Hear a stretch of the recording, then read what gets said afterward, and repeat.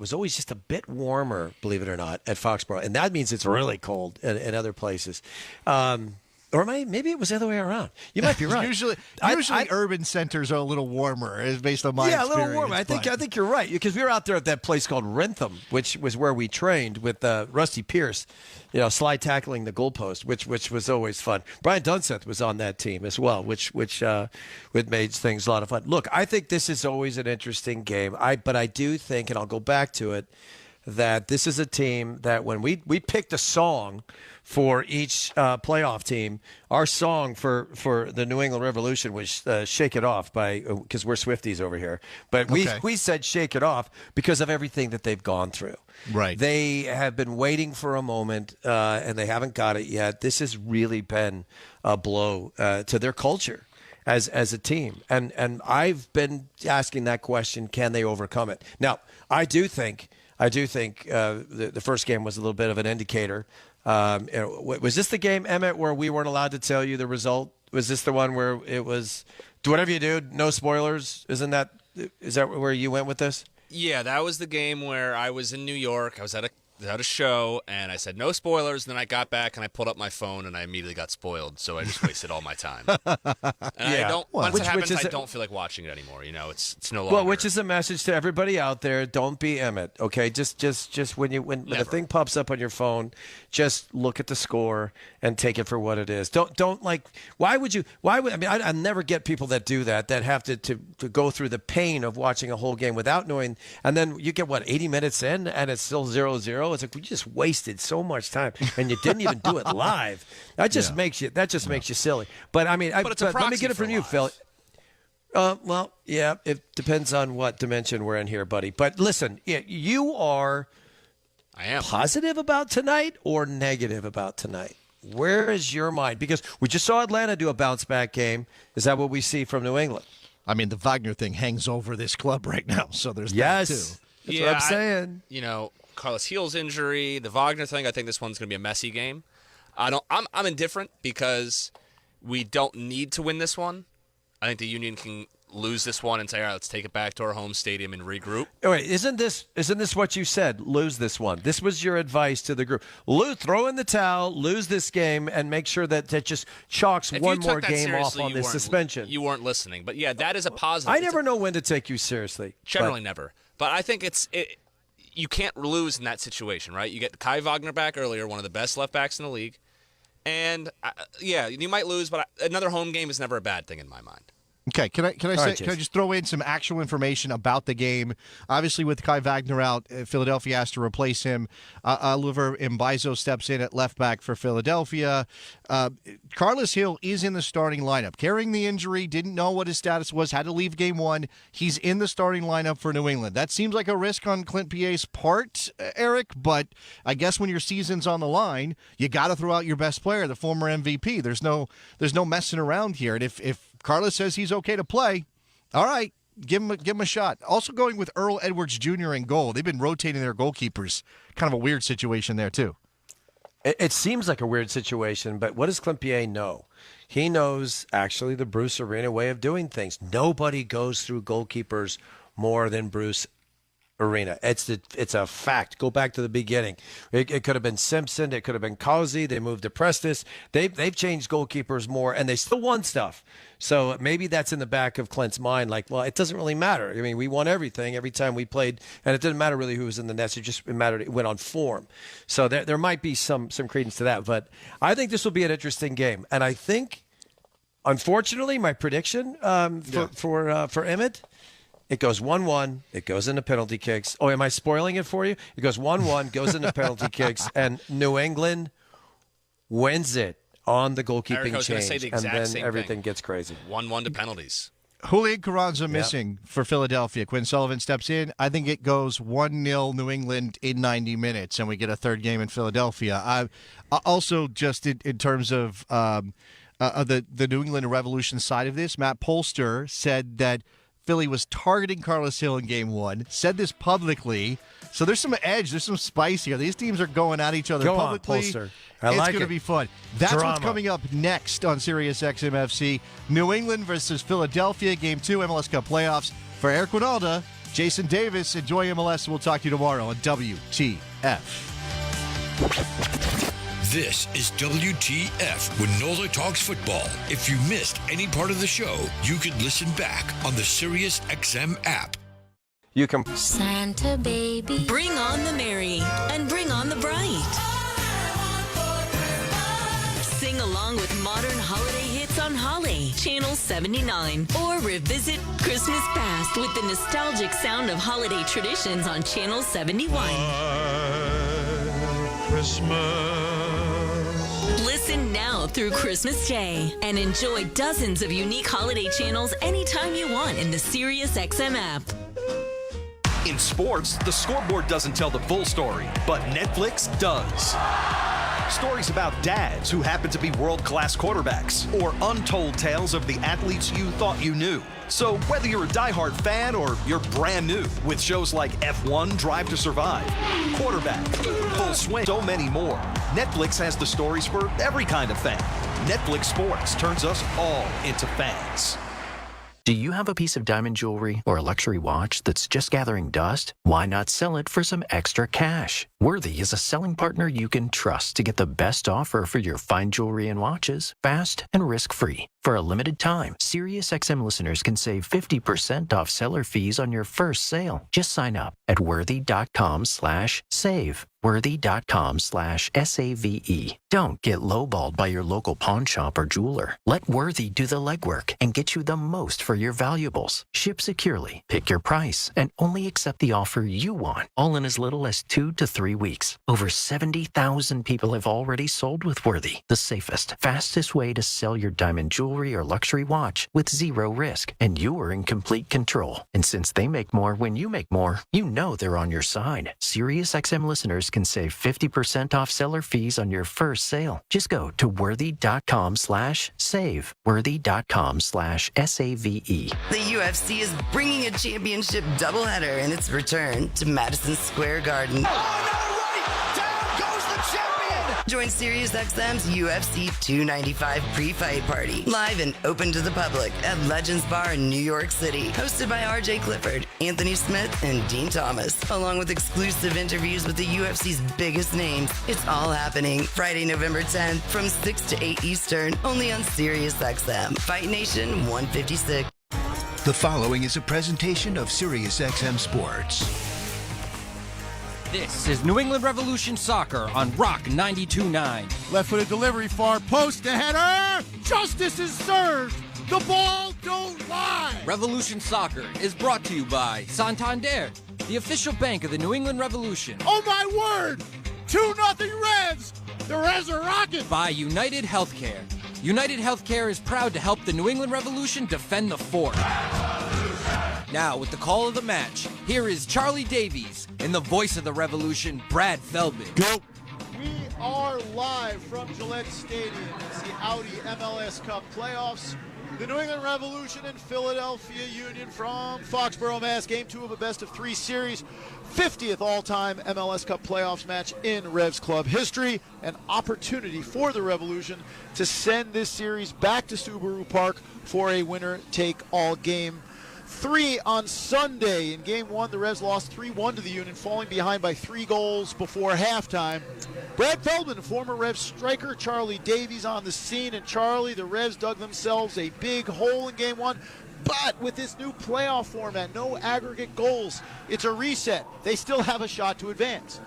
They do, and it's actually a pretty good shot, given that you play at home, and then the Philadelphia Union are dealing with some issues internally on their team. So if there's ever a moment to get going again, winning at home, Fortress Foxborough, where they've had a lot of success, it gives you a lot of hope that it can be done. 11 days since the last game in this series, a significant pause. Here's what interim head coach Clint Piet said about the long break between matches. You know, I think from a rhythm standpoint, maybe you'd rather play a little closer to after the last game, but you know, gave us a chance to get healthy, I guess, with some guys and get some things right, hopefully for the game. And so, you know, it's what we have to deal with. So you can't really complain about it too much. You just have to move forward. Backs to the wall, yes, but Charlie, the break might well have done the Revolution some good. I really do think it's done them some good just to get things back in order, figure out what made them successful throughout the year, and try and go back to their identity, the blueprint for success, because over the past month or so, it hasn't gone well. So this little break could give them some time to reflect, and hopefully we're going to see a different New England Revolution that we've seen over the past month, but a familiar New England Revolution that we've seen over the past year and a half. The big news in this series coming down yesterday, 3-game suspension handed down by Major League Soccer to Philadelphia left back Kai Wagner, the German left wing back, very effective player, also a very chirpy player. He violated the league's anti-discrimination policy, reportedly for a racist remark made to Revs forward Bobby Wood. Was it the correct decision in terms of the length? He did express contrition. Some people thought it'd be shorter, some people thought it'd be longer. I think it's a start from the league, and I'm okay with this decision right now, because at the end of the day, there has to be repercussions. There has to be a punishment, and this is going to start to send messages of what 2 minutes. What is allowed in this league, what is tolerable in this league, and what isn't tolerable in this league. And discrimination, racism is zero tolerance, zero. And so 3 games could mean he's not going to see the playoffs again, and maybe never stood up for the Philadelphia Union, because it's widely reported that this is his last season. So I think from the league, it's a positive step in the right direction. Yeah, it was a testy affair down in Chester, PA. The Revs captain, Carlos Heel, left the match in just a 22nd minute. He is fit tonight. Then Matt Polster, we'll hear from him a little bit later in the pregame. Charlie, this is shaping up to be a typical sort of black and blue New England-Philly kind of series. I expect it to be extremely physical tonight. The Revs should be a little bit more proactive and control the tempo. That's going to be one of my keys tonight. Control the tempo. Do not let this get into a track meet where the Philadelphia Union thrive. Control the game. Keep possession, swing the ball from east to west, and that's going to neutralize the Philadelphia Union, and they're going to run out of ideas, and that's typically when the Union falter. All right, we are counting down towards kickoff at Gillette Stadium in Foxborough, Mass. The New England Revolution and Philadelphia Union, Game 2 in this first-round playoff series. We'll hear more from interim Revs head coach Clint P.A. It's the MLS Cup playoffs. Stay tuned. This has got to scare a lot of people if the AFC were to have to go through Baltimore. When it happens in the NFL, we're reacting to it on SiriusXM NFL Radio. I think you begin to run out of superlatives when you try and describe what C.J. Stroud has done. Get closer to the game with interviews with players, coaches, and executives. Quarterback of the Jacksonville Jaguars, Trevor Lawrence. We're a really close team, and winning's fun, too. From the field to the front office, nobody covers the game like SiriusXM NFL Radio, Channel 88. Everything you need to follow ACC football this season is on ACC Today. Breakdowns. Drake May is a generational talent. Big guests. Jordan Travis, man, it's good to catch up with you. Analysts that played in the league, like Roddy Jones. 5 days of ACC football. EJ Manuel. He is a perfect fit. Eric McLean. It has the potential to really be fun. And more. It's all happening on ACC Today. Weekdays from 8 to 11 a.m. Eastern. ACC Radio, Channel 371. And streaming anytime on the SiriusXM app. Don't miss the all-new Rise and Shine, a SiriusXM podcast. This is Adam Shine. Every Wednesday morning, we're going to make you remember why you love sports. The crack of the bat, the smell of the grass, the thrill of a buzzer beater, the heroes, the underdogs, the moments you remember forever. Join me, Bob Stu, and the most interesting guests in sports for the all-new Rise and Shine. Download Rise and Shine right now on the SXM app. Available with all trials and popular plans, or wherever you get your podcasts. That's SCHEIN. 30.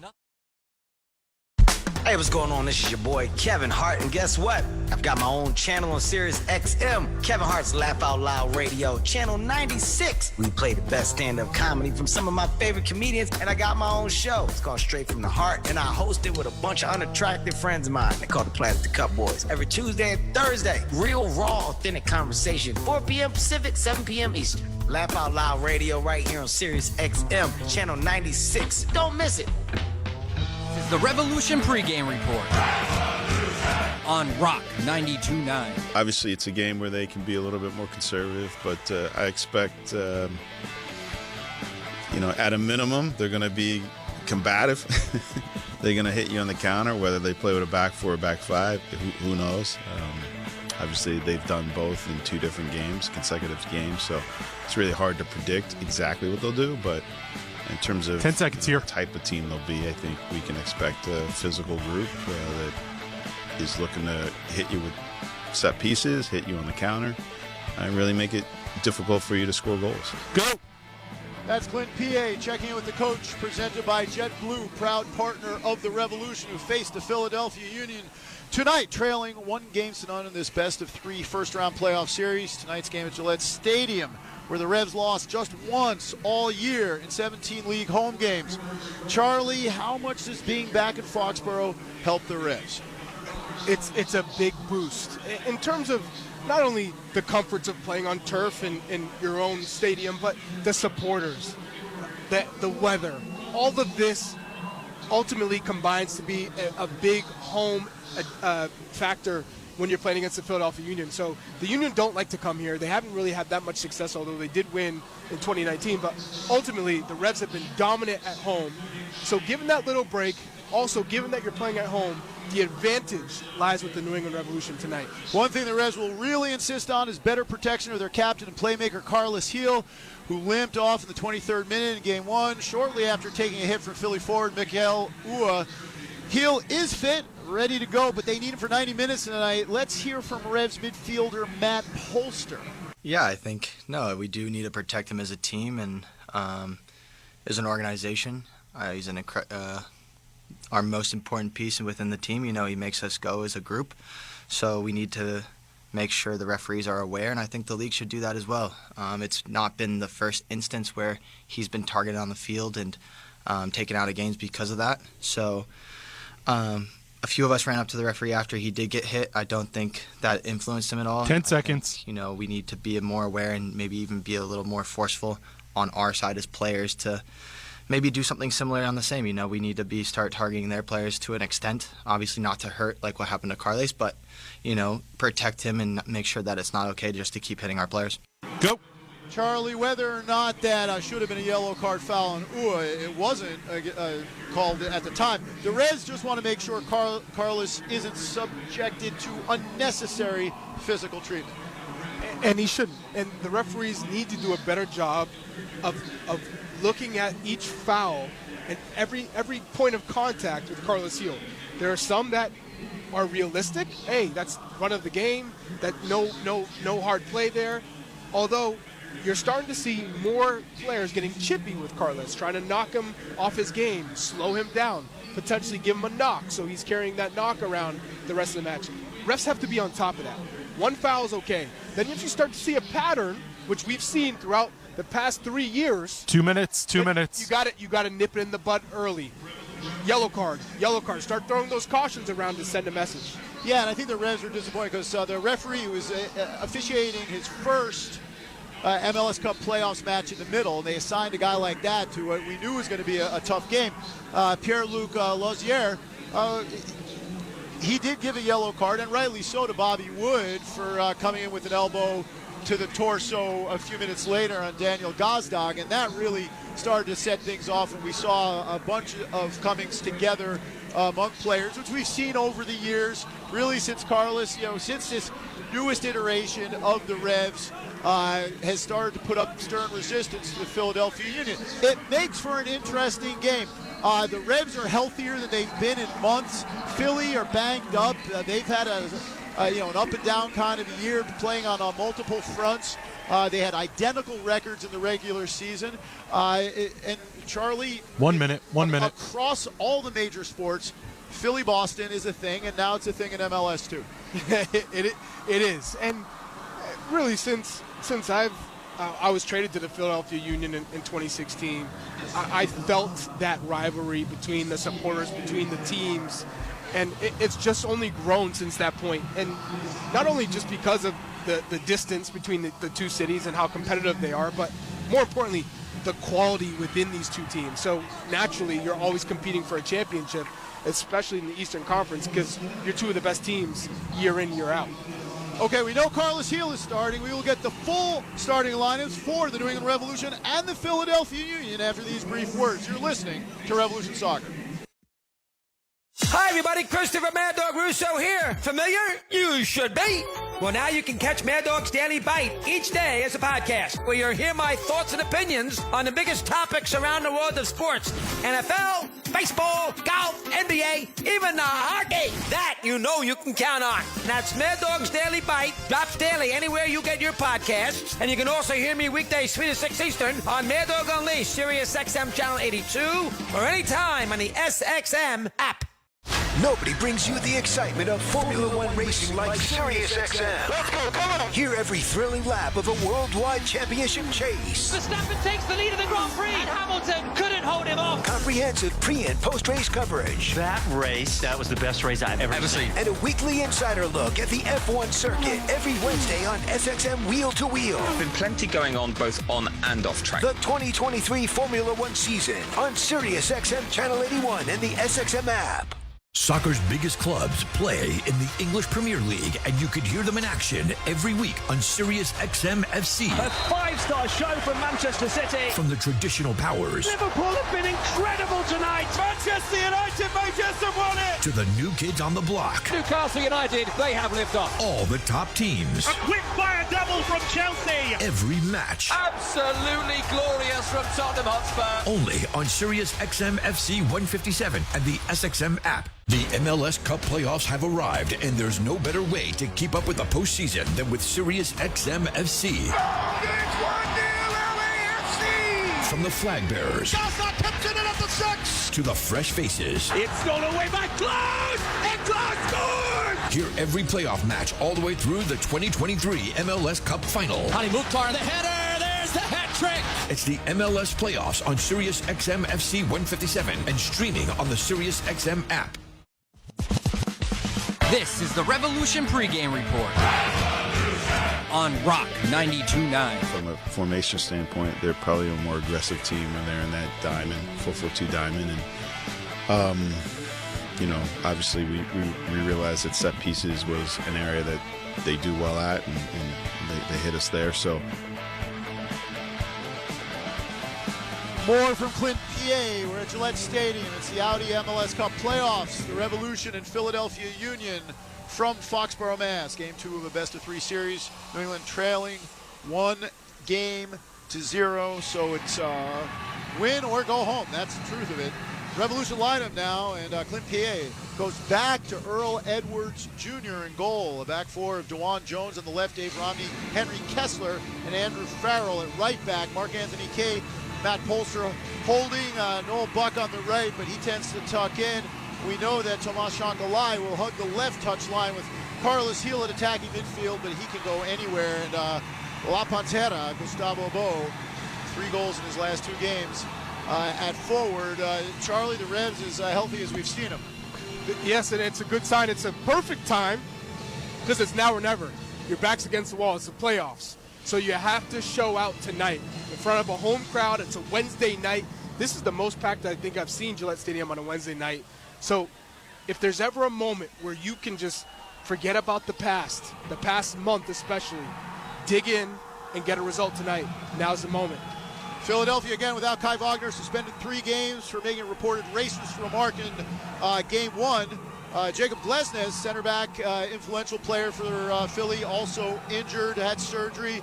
Andre Blake, excellent goalkeeper, behind Nathan Harriel, Jack Elliott, Damian Lowe, and Olivier Bizo comes in at right back.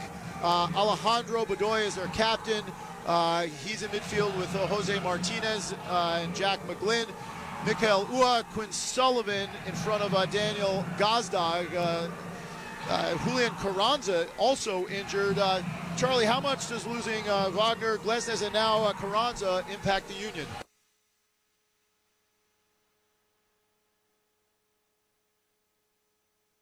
Santa baby, bring on the merry and bring on the bright. Sing along with modern holiday hits on Holly, Channel 79. Or revisit Christmas past with the nostalgic sound of holiday traditions on Channel 71. Christmas Listen now through Christmas Day and enjoy dozens of unique holiday channels anytime you want in the SiriusXM app. The seasons are changing. All the leaves are brown. But there's always time for fun. In the sun, the Beach Boys transport you to summer with the return of their limited edition channel. Good vibrations. The Beach Boys channel.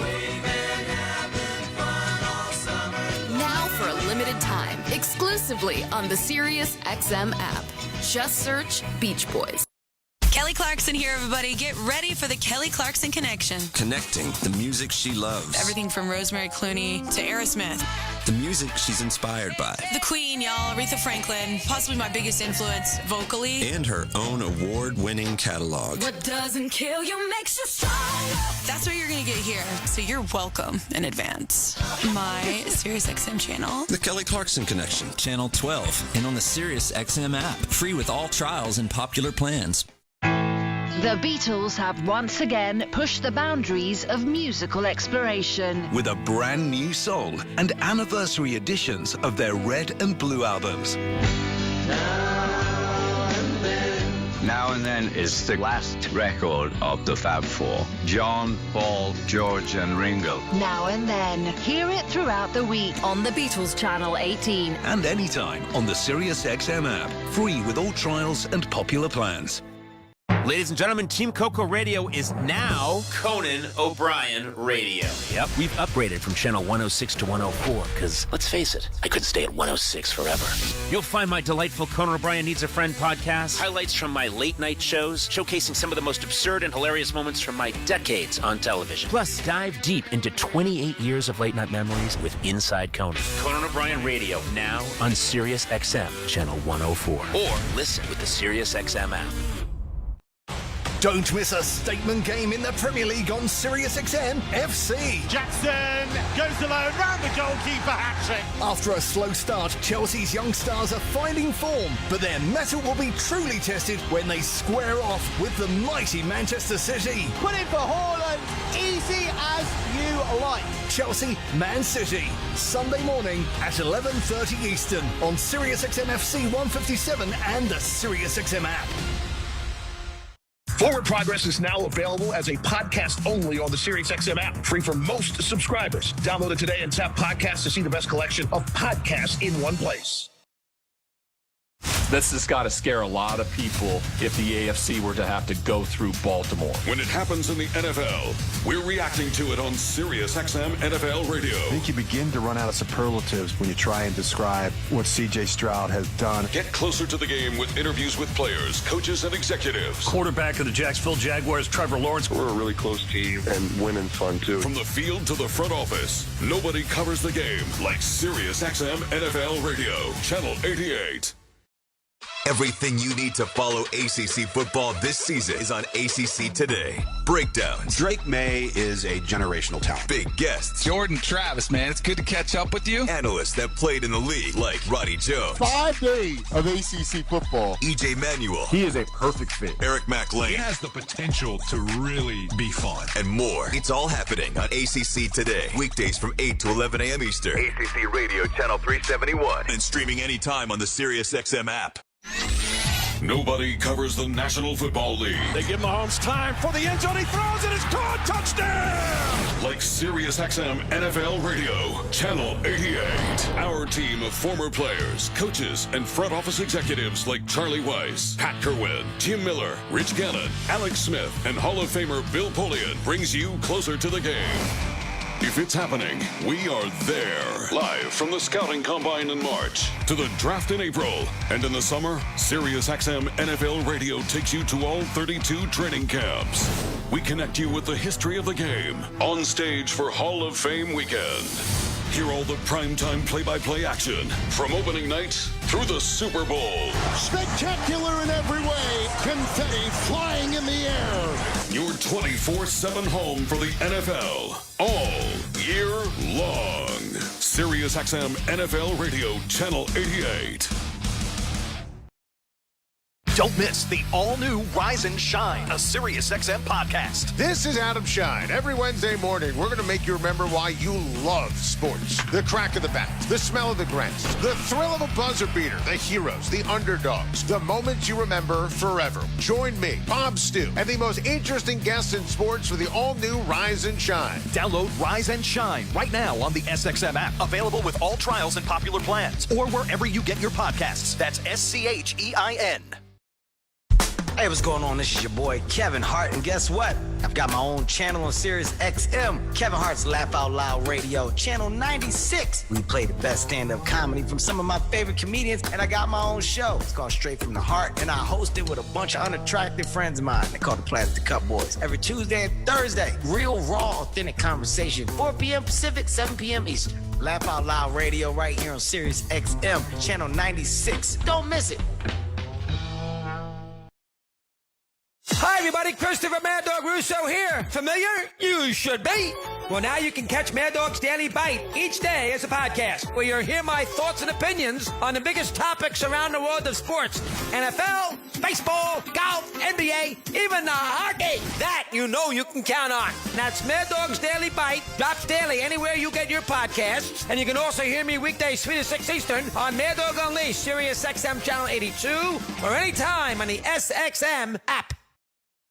Nobody brings you the excitement of Formula One racing like SiriusXM. Let's go, come on! Hear every thrilling lap of a worldwide championship chase. Verstappen takes the lead of the Grand Prix, and Hamilton couldn't hold him off. Comprehensive pre- and post-race coverage. That was the best race I've ever seen. And a weekly insider look at the F1 circuit every Wednesday on SXM Wheel to Wheel. There's been plenty going on both on and off track. The 2023 Formula One season on SiriusXM Channel 81 and the SXM app.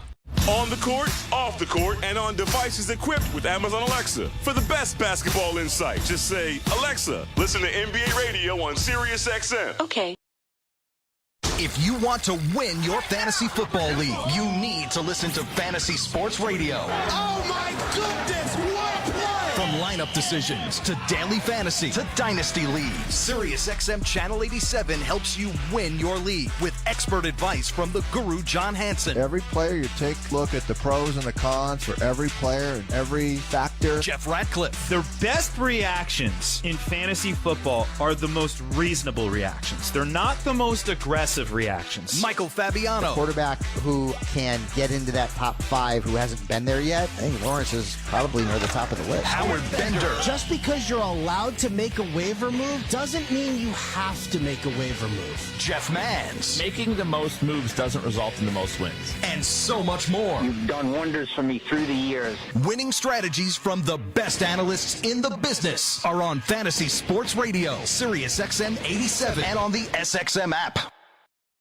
Soccer's biggest clubs play in the English Premier League, and you could hear them in action every week on Sirius XM FC. A 5-star show from Manchester City. From the traditional powers Liverpool have been incredible tonight. Manchester United may just have won it. to the new kids on the block. Newcastle United, they have lived off. All the top teams. A quick fire double from Chelsea. Every match. Absolutely glorious from Tottenham Hotspur. Only on Sirius XM FC 157 and the SXM app.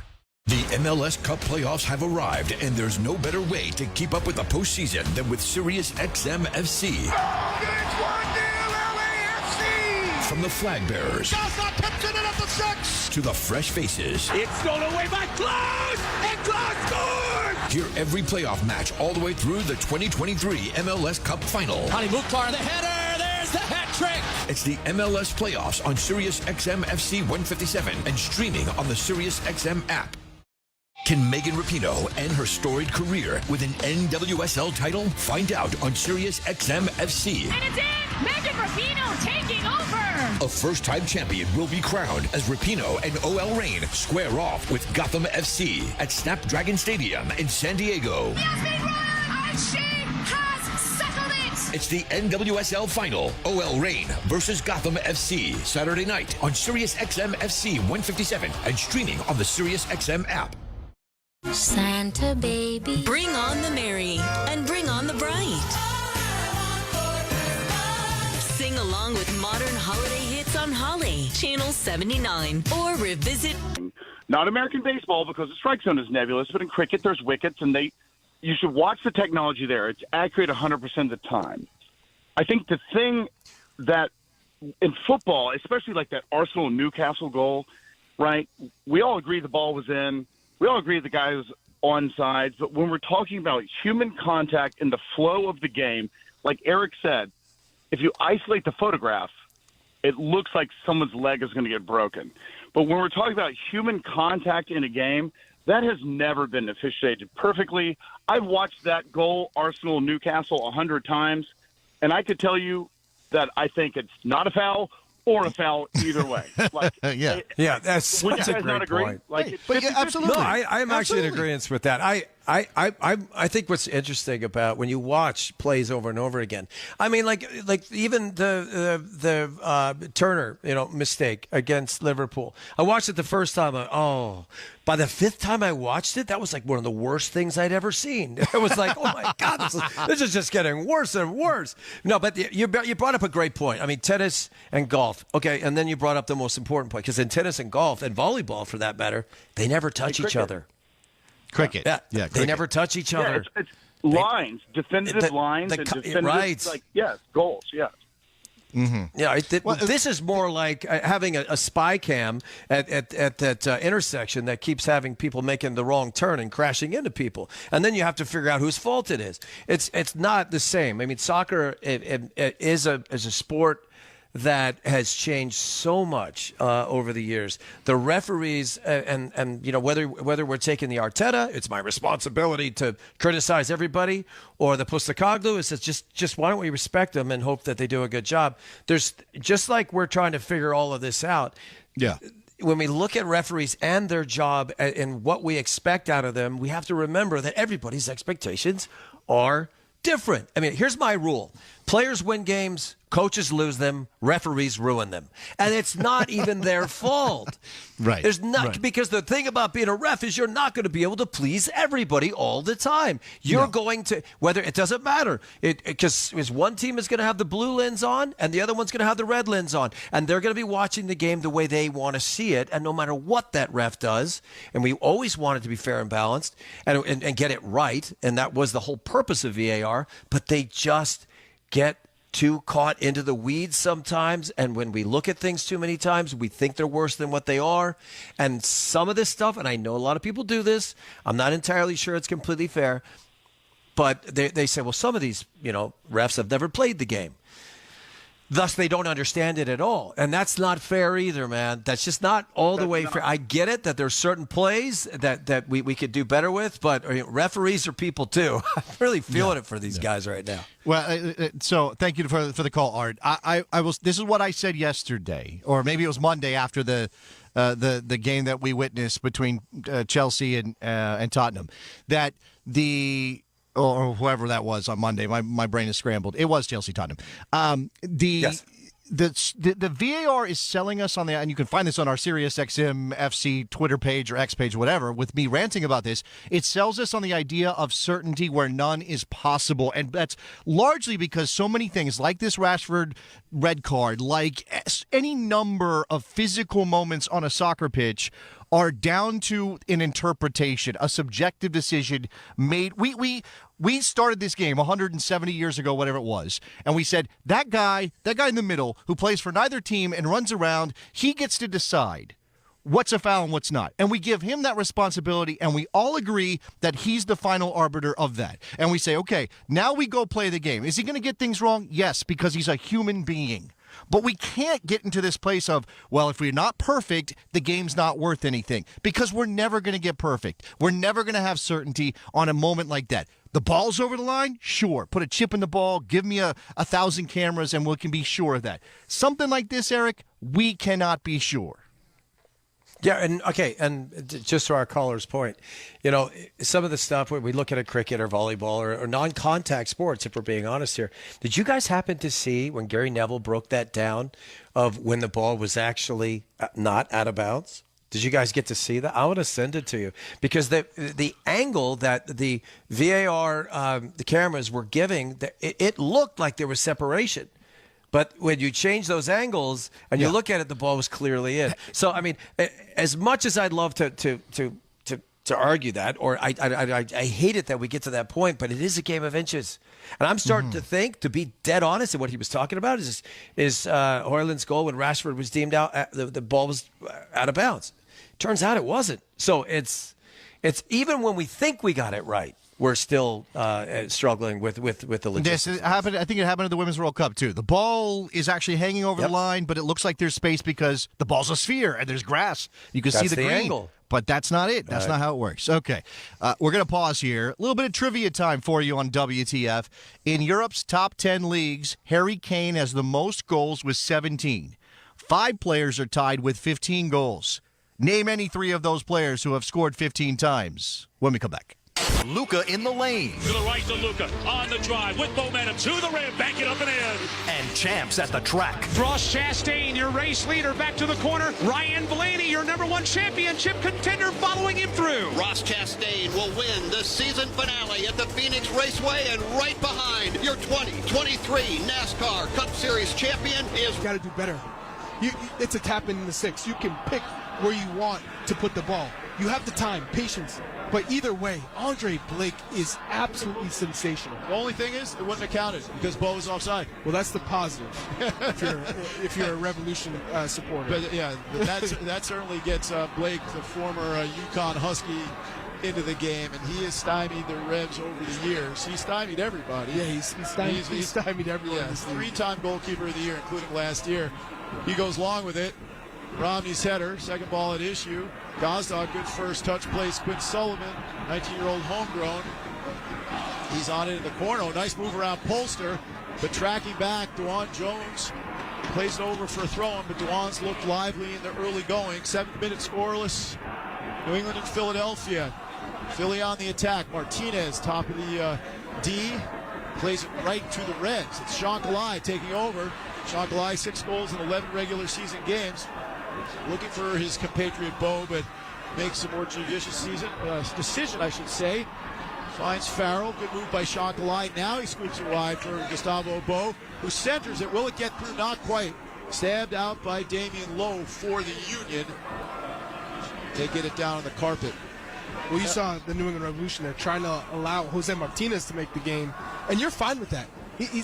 He's had 3 assists this season, 4 assists last season, 2 assists before that. He's not the playmaker. He's the player who breaks up plays and finds the playmaker. So if he wants to make the game, fine. Good interception by Jones. Transition opportunity for the Revs. Couple step overs across to Buck, the right center channel. Union are back now. They get it to Carlos Heel. Quickly funneled wide to Bo. Head up, thinks about it, cross. Makes a move inside. Gets around Harriel. Oh, and Gustavo got called for a foul. Nobody in the building other than the Philadelphia players and coaching staff agree with that one. No, it's a foul. So I agree with the call. He stuck his leg out after Harriel was already in front of him. Everybody thought he tricked it. The referee. It's a foul. Fair enough. 9th minute. This was the period of time where the Revs had a real flurry and had one great chance and a couple of other subsequent chances to go up 1-0 down in Chester, PA 11 nights ago, but they didn't.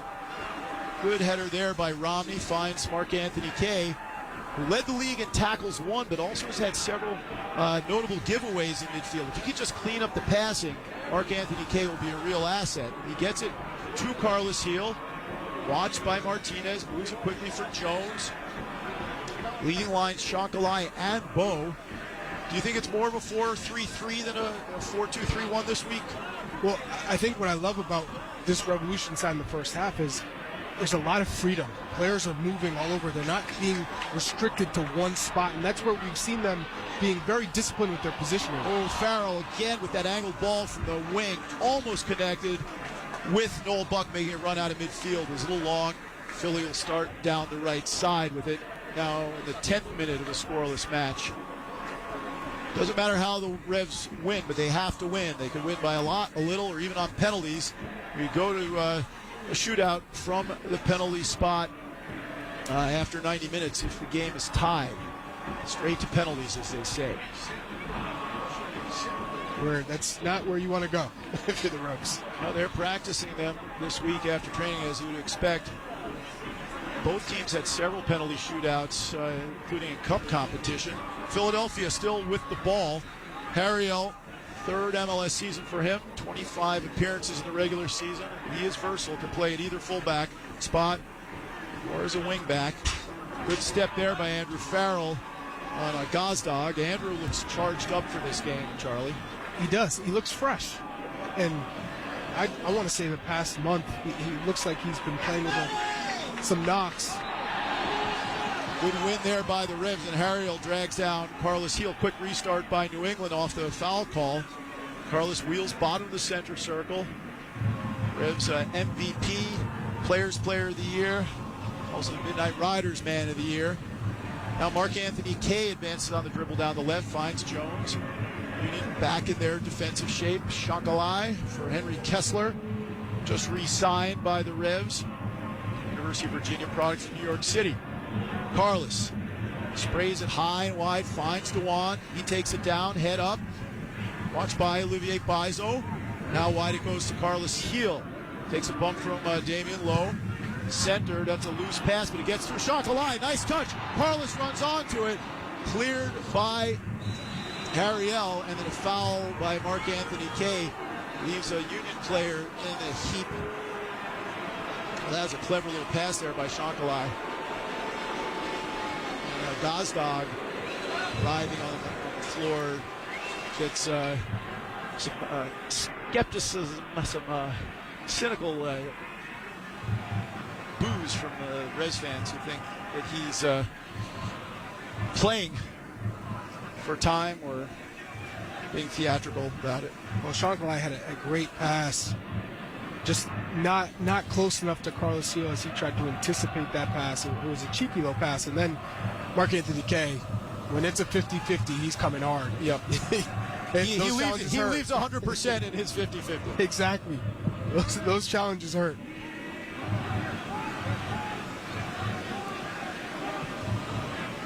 Oh, I think that's what Matt Polster was talking about, is like if they're going to step on Carlos's toes, then maybe the Revs step on Gazdag's toes. Here's Martinez, tracked by Mark-Anthony Kaye. He does well to get it wide. And Shakalai does well to play it off of Olivier Paizo for a New England throw-in. Right back for the Union, doesn't know it yet, but throw-in. In the Revs defensive half of the field, right in front of their bench area. Minute 13 now, still no goal. No real chances, because the biggest chance is the end of an offside play. Good team defending, though, as Shakalai comes in and helps Noel Buck out. Now the Revs are in transition. Carlos has Shakalai running in front of him. Trailing run spied by Carlos. Buck, now Bo, corner of the box, threads it through. Buck continues his run, and he goes wide to Jones. Again, Philly flooding back into defensive position. Kaye for Bo. Revs snapping their passes quickly. Polster has to go back to Romney. See, this is good. Having patience with possession, not forcing passes into bad parts of the field or just playing deep. Swing it from side to side. Get the Union a chase. And so far, the Revs have controlled the tempo. They've controlled the game, which has forced the Union just to play long when they do get the ball, because they're so stressed from chasing Carlos Heel and Noel Buck and Gustavo Bo all over the pitch. Edwards slides it to Polster. Square inside to Buck, center circle. He leads Dewan Jones, making an underlapping run. He goes wide now. Shakalai against Bizo, attacking zone for the Revs. Frees himself, plays across, it's blocked. Tomas has to get it off his feet, gets it to Mark-Anthony Kaye, moves it quickly. And then a square pass, Shakalai for Heel, lets it run. Farrell back to the Revs playmaker and captain. Carlos shown to his right foot, uses his right foot. No, he now lays it on. Farrell, his cross blocked, and he earns another corner kick. Second of the half for the Revs. Want to welcome all our listeners on Rock 92.9 FM, Sirius XM FC, and Apple TV, as well as HD2. Welcome all of our listeners for this playoff game. Scoreless. Revs need a win, or the series and their season is over. Their captain over the ball, left footer set for what looks to be an in-swinger as Martinez and Kessler, two of the feistier players on the field, are chin to chin. Drew Fisher having a word with Henry Kessler. Baby-faced tough guy for the Revs. In-swinging ball near post, headed up and away by Harriel, and helped out to midfield by McGlynn. Farrell takes it down on halfway, pops it over the top. Oh, that's a good header by Harriel, or Carlos Hill was in behind. Just getting off his feet, Mikael Ua. He goes back to low. Now they advance up the right, the Union. Jose Martinez, the Venezuela international. Gazdag dropping it deep to receive it. Now McGlynn moves it just quickly enough to get the pass to Harriel. Running at Farrell. Step over, long touch, makes a half a yard. It's blocked behind by Farrell, who did well, but he does concede the first corner of the game for the Union to the visiting side. Boston Bruins in the house. 11 of them. Yep, the honorary captain, Dave Krejci. You see Pasta there in the front row. I think Pasternak is actually the honorary captain. I misspoke. Jack McGlynn with the outswinging corner. Flicked on. Straight to Tomas Shankalai. 2-on-2 fast break. The Revs hurry, they'll get numbers. 3-on-2 now. Shankalai has a runner to his left. He slips it to Mark Anthony Kay, who drives a shot. Tremendous recovery run by Olivier Bizo, and it will be a goal kick. Great opportunity goes begging for New England. And Damian Lowe is pleading to referee Drew Fisher that he was fouled to take a look. But that was an incredible counterattack from the New England Revolution. And Mark Anthony Kay, he's not a player known for his pace, but he was hauling to get into the attacking third. And ultimately the ball was a little bit too wayward for him. Doesn't have the legs to reach it, so the angle for that shot was tough. Santander is the official bank of the New England Revolution. We're in a scoreless game in the 17th minute. Off the long goal kick, second ball. Watched over the line by Olivier Bizo. Here in Foxborough, the Revs have not lost in their last 14 home playoff games going back to 2003, 10-0-4. And again, to open this campaign, 2023, New England went unbeaten in their first 15 here at Gillette Stadium, ultimately with a 12-1-4 record in Foxborough. That's why they call it Fortress Foxborough. It's cold. We're on turf. Philly doesn't like it here, as Charlie says. The Revs press Philly, but good job by Blake to get it out to midfield. And Ua holds up, lays off. Shanka slides in, thought he played off of Bizo. Drew Fisher sees it the other way. Home fans don't like it.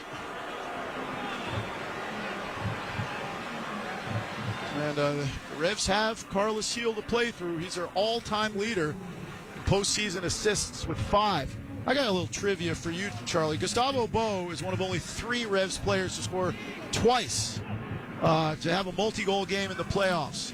Only one other player has done that, and he did it twice. Yeah. Any idea who that is? Me. Correct. Yes. Because it's you, there's no prize, but I'm glad you got that. Thank you. He did it twice in 2014, Charlie Davies.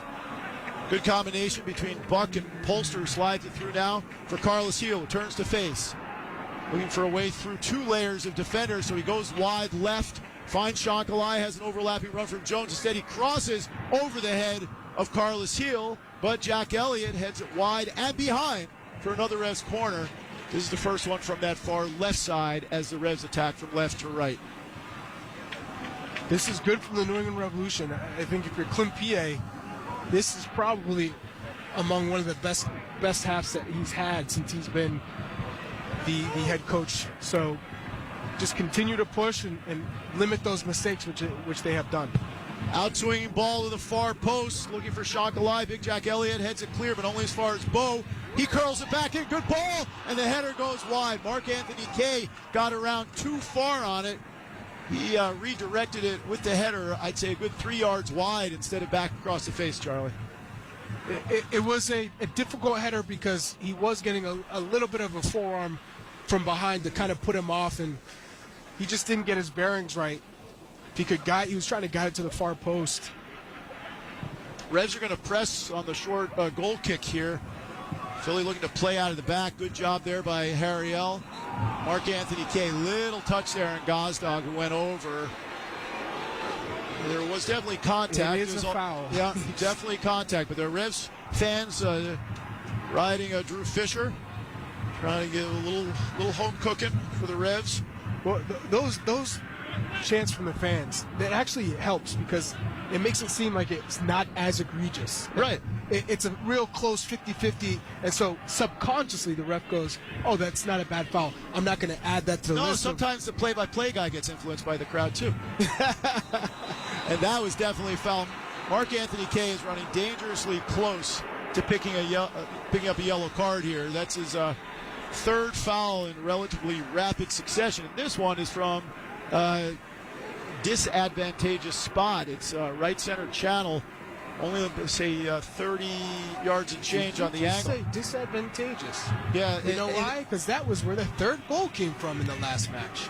True exactly that. Where. True that. Back post, Nathan Harriel, where he is right now. Yeah, well, Farrell is turning. Yeah, he just pointed to say I got him, but then there's Jack Elliott to deal with as well. Gazdag to take, the Hungarian international playmaker.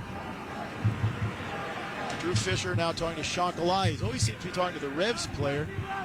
Low, big target in there, trying to get free, meeting the sandwich between Shanka and Kessler. Delivery comes in, it's low. The Revs get it clear. Buck tries to run it down, but Elliott's there first. He goes back to Martinez, edge of the attacking zone. Head up, thinks about a long shot, takes a long shot, blocked by Romney, and it ricochets out to midfield. Carlos runs onto it, takes it down with the shoulder, and he got tripped up there by Jack Elliott. Reds just want to get it restarted quickly. They're not asking for a yellow. Polster gets into play. Fancy ball manipulation from Carlos to Farrell. Big switch, not a great ball. Bizo's there, but his header goes right to Jim Curtin, and he's out of play, thrown to New England. Almost halfway through this first half. Scoreless game at Gillette Stadium. Brad and Charlie with you. It's chilly, but the Revs seem to like playing in these conditions. They're snapping their passes. They're moving freely off the ball. They have possession of their own half now. Kessler. Polster to Farrell. Back to Big Hank. Drew the ire of many of the Union fans back in the 2020 playoffs when he threw the ball into the 17th row off a ball stand late in the game that the Revs were winning. That's a poor ball by Earl Edwards, but it's rescued by Polster. The Revs hemmed in, so Kessler will clear out to midfield. Header by Harriel. And that's where you got to be smart if you're in the New England Revolution and not play back to your keeper, who's not strong with his feet. Oh, and then Jones almost jumped a pass, but he missed it. And now here comes Bedoya in transition. He drives a low cross, and that's a testing ball laid on by Gazdag. Looked like a foul as Romney got pulled down. And then Gazdag loses out there, and then it looked like he fouled Mark Anthony Kay. The Revs want to get on with it. Are they going to bring it back for a free kick? The AR has a flag up. Kay is still down. It's turning into one of these Philly New England games. A lot of physical play. And that's Gazdag saying, hey, I can line him up. He's been lining me up all game. Now it's my turn to put a little hit on Mark Anthony Kay. And not a bad spot on the field to do it. Rez put the ball back in play. Farrell on the right, tried to weight it down the side for Buck, but this time Harriel's alert to it. And then Polster steps over Ua, then helps him to his feet after fouling him. Quick restart by the Union. Ball in the center circle. Playmaker Ua, make that Gazdag looking for Ua with a floated ball that takes him to the end line. Watched by Farrell. Philly on the attack here. 24th minute. Bagels on the board. Gazdag, head up, chips it over the top, came off a K, but it's an easy grab for the Revs goalkeeper, Earl Edwards Jr. Also got experience in the League's Cup as a starter after George A. Petrovic was moved to Chelsea by the Revolution this year. Boxley looks like he's not going to play. He's been training, but they brought in the Czech Republic international goalkeeper, but team not ready. Well, he's not ready. Center now. Revs keep the ball moving quickly. Heel, Farrell, first time cross, a lot of air under it. It's going to find Jones. First time pass against the grain. Cleared only as far as Kessler, but the Revs trying imaginative play here. Mark Anthony Kay, that's a weak pass, but he gets it back after he couldn't connect with Heel. Now he's on the left side with the ball on the dribble, goes to Jones. Quickly back to Shankalai. Bo trying to split the defense, straight ahead pass, but the run from, I believe it was Noel Buck, not at the right angle, and the pass was offline. Again, Dwan Jones and the Revs Bible study group working to provide 500 New England families with Thanksgiving meals and food. Please consider helping towards a goal of $20,000. Go to anyturkeyclub.com. And help out the less fortunate. I mean, Dwan Jones is picking up right where Teal Bunbury left off. So this is just an amazing cause. Great win there by Shankalai off the goal kick. Just peeled it off the Philadelphia player. Heavy touch by Carlos Heel. How often do you say that? Philly gets it back. Gazdag for Ua. Rise the challenge from Romney. Good job to get it to Quinn Sullivan. Sullivan one-on-one running at Henry Kessler. Weaves inside, takes a shot that's deflected and skips just wide. No, it's going to be a goal kick. No, they changed the call. It was clearly blocked. Drew Fisher missed it, but the AR got it right. Second corner now for Philly. And that's where they'll get you, is on the fast break counterattack. Yes, Quinn Sullivan is more like a winger in the way that he plays. A young player who's only had 7 starts this season, regular season, 2 goals, 1 assist. So not all that experienced and not all that clinical. But you have to be wary about his ability to run off the ball. He's pretty quick. So him and Mikahua are kind of the similar type of strikers where they like to run in behind him.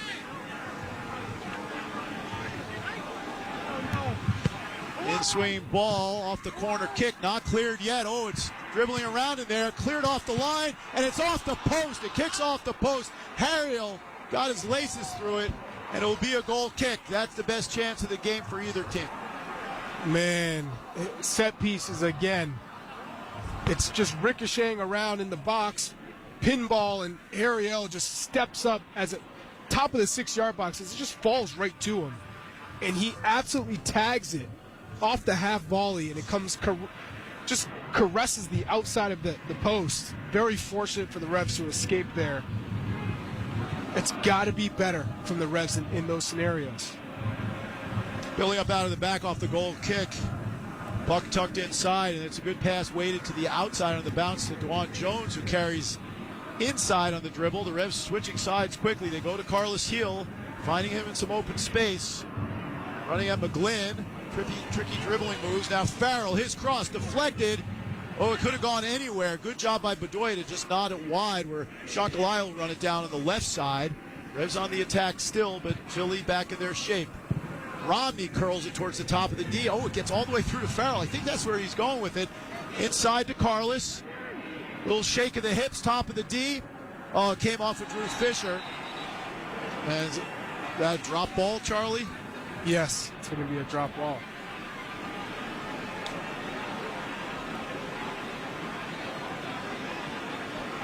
And the Revs are saying, why is it their ball? Martinez is in the ear of Fisher, and Carlos doesn't like the call. And then Lowe gives it back to the Revs, and they'll have to start from square one, but it's not the worst outcome. It's frustrating for the Revs, who are establishing a rhythm there, but they do have possession. They get it to Mark Anthony Kay. He has Jones, who wants it and gets it. Going against Bizo. Speed on speed here. The U.S. international Dwan Jones against the Cameroonian Olivier Bizo. And now here's Shankalai. His cross blocked. Lowe did a good job to get Lowe. Blocked the cross. Now Bedoya has it for the Union. Martinez moves it for Ua, who did well to control. Still in his own half. Goes back to Damian Lowe, son of former MLSer Onandu Lowe. Sliding in Shankalai, but it will be a Philadelphia throw-in. 30th minute now. New England 0, Philadelphia 0. Brad Feldman, Charlie Davies with you from Foxborough, Mass. Live on site for Game 2, this best-of-3 series. Union leading 1-0 after a 3-1 victory 11 nights ago in Chester. Can the Revs get Carlos Heel going? Two-time best 11 player, set new career highs for goals, goal contributions this season. But it's Philly on the attack. Good cross there, went all the way through the box. Sullivan not able to connect on the cross. Now the Revs come the other way. Good interception by Elliott as Heel flicked it on, and now Philly's on the attack again. Sullivan on the angle, on the dribble, trying to get around Jones, edge of the box, and he plays it off to Dewan and earns another corner kick. He's been lively. He is, on the ball especially. He looked dangerous. He's quick on the dribble. He's got quick feet, so if you do jump in and try and make a tackle, you're risking bringing him down just because the ball is pretty close to his feet, and he's got some pace to him. Definitely a player you got to watch out in and around the box. He's a little bit shifty in that way. Academy product. McGlynn over the corner. Bedoya came short, now retreats, watched by Bo. Looks like an in-swinger. Low, big target in there, and that's where they go with it. But Kessler wins the header out to midfield. Wrestling match there. Carlos Heel looked like he got pulled back. Drew Fisher had his back to the play. That's not good refereeing by Fisher. Philly gets it back, and then Lowe with a nutmeg on Buck. How about that? Lowe now stands up across. Earl, though, stretches to catch for the Revs, who want to break here, and then a little hit there by Bedoya. That's a canny play, but Earl, good throw out to find Shonkalai. It's 3-on-4, make it 4-on-4. No, it's now 4-on-6. Look at this dribble run. Shonkalai leads Carlos Heel, corner of the box against Martinez. Little shake of the hips. Carlos. Good defending by Martinez. Just too long of a touch, and Carlos really hasn't gotten cooking yet. No, and brilliant defending from Jose Martinez, saying, you know what, I'm going to push you to your weaker right foot. I'm not going to allow you to do that little cut back to your left. And it worked because the ball just ran out of bounds for a goal kick. Carlos this year, 4th in all of MLS in successful dribbles. That's out of all 29 teams. So that's against a quality player. Smart from the Venezuela International for the Union. Again, playing without Julian Carranza as well as Glesnes and Wagner. Off the goal kick, Polster takes it down, knifes it forward. Oh, and then a high arm there, low into the face of Gustavo Bo, and Damian Lowe will be the first player for either team yellow carded by Drew Fisher tonight. As Bo's still down, and now there's some afters, pushing and shoving. What we've come to expect, wag of the finger there from Lowe. Farrell still on Lowe's case, and Andrew gets tangled up now. Lowe does a sportsmanlike thing, goes over to Gustavo's, getting attention from the Revs medical staff. And Lowe and Gustavo Bo are tangling, and it's the left arm that catches Gustavo Bo, but there was no cock back. There wasn't a big deliberate elbow. No, it wasn't an elbow, but he sprayed his hands out, and it looked worse maybe even than it was because of the gesture. But you're right, it was not an elbow per se, but either way it hurts. Yeah, because he got a yellow card. Right. This is one where it's not just the trainer, it's the doctor as well. Mm-hmm. And anytime there's a potential head injury, now everybody's smiling. At least Mark Anthony Kay is, and Martinez is. So the hard men out there are sharing a laugh. I'm not sure that Bo's smiling yet.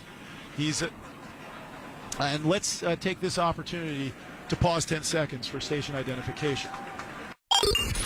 Yo, this is George Reister. Don't forget to listen to my show, Nightcap, every weeknight, 10 p.m. Eastern, only on Mad Dog Sports Radio, Channel 82. Athletic trainer Matt Kirkpatrick walking Gustavo off the field. The Revs will have a free kick. We're in the 34th minute now, still scoreless in Foxborough. Carlos over the ball. The Revs will momentarily at least be down. Not sure, but it looks like Gustavo Bo is fit to continue. The doc is going to have to take a look at him. I believe it's Ashwin Babu, excellent team physician for the Revs, giving the concussion protocol, but the Revs are going to get on with it. Carlos from the left center channel. Bo's back on the field. Curling ball, far post. Player goes down. half-hearted appeal for a penalty, but I don't think there will be anything. Oh, and then Kessler got a little shove in on Martinez, so keep an eye on that one. It's not the first time those two have had words. And Philly has the ball at the back on the ground. Harriel on the left. Back to McGlynn. Now Gazdag takes over.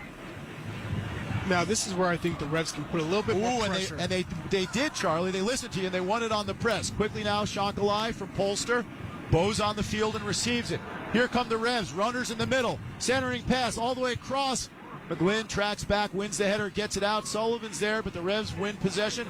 Kay moves his feet, gets it nicely to Polster. New England has it again. Carlos Heel now. Sees 4 Philly players between him and the goal. And then it's a loose pass. Philly had it for a second. New England wins it back. Kessler makes Romney run for it, and then he plays it to McGlynn. He wears a Union uniform. Sullivan turns to face. Charging forward. He is sprightly on the dribble, but tackle from behind dislodges it, and then Farrell sternly takes it away. And now transition opportunity for New England. Angle run, Bo. It's Carlos on the ball. He has Shankalai to his left. That's where he goes with the pass. Tomas, hooking run from Carlos. He gets it. Crosses all the way over towards Bo, but big Damian Lowe was there to win the header and plays it to Jack McGlynn. The Reds trying all kinds of creative combinations. Just haven't unlocked the Union defense yet, Charlie.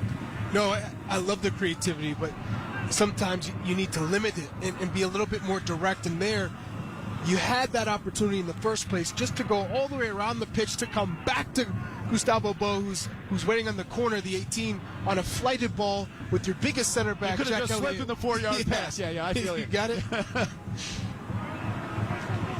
Carlos made a 20-yard sort of button hook run around the far side. It's Philly circulating the ball at the back. Reds getting outshot 6-2 right now. Only one shot on target. That credit to the Union, and they also hit the post. Good step by Farrell again. And then Polster drives it right in, and it's going to be a Revs free kick. Farrell's down. Quinn went in. Andrews clutching his ankle. I think he's going to be okay. He's a stinger. Tough man, Andrew Farrell. It is also cold out there, and tackles are flying in. Hey, playoff soccer. Yeah, you got to be built different for this environment in the playoffs. When you're playing for the Revs at home, you come alive in this weather. Shankalai went down, and I think it's just going to be Revs throwing. No, Fisher's going to call the foul. Jim Curtin wearing a pea coat has his say. Clint PA not wearing a pea coat, wearing a Revs branded jacket, calmly looking on. A scoreless match. Have you ever seen him not calm?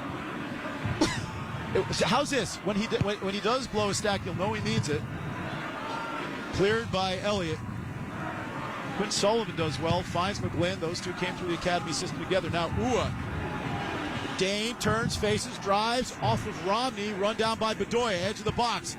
Good pass back to Ua. Good step by Mark Anthony Kay. Jones keeps it from going out for a corner. Bedoya heads it centrally. Ua in the box back to goal. Has Romney there on him, who wins the ball. And Shanka comes away with it. Has a passing option.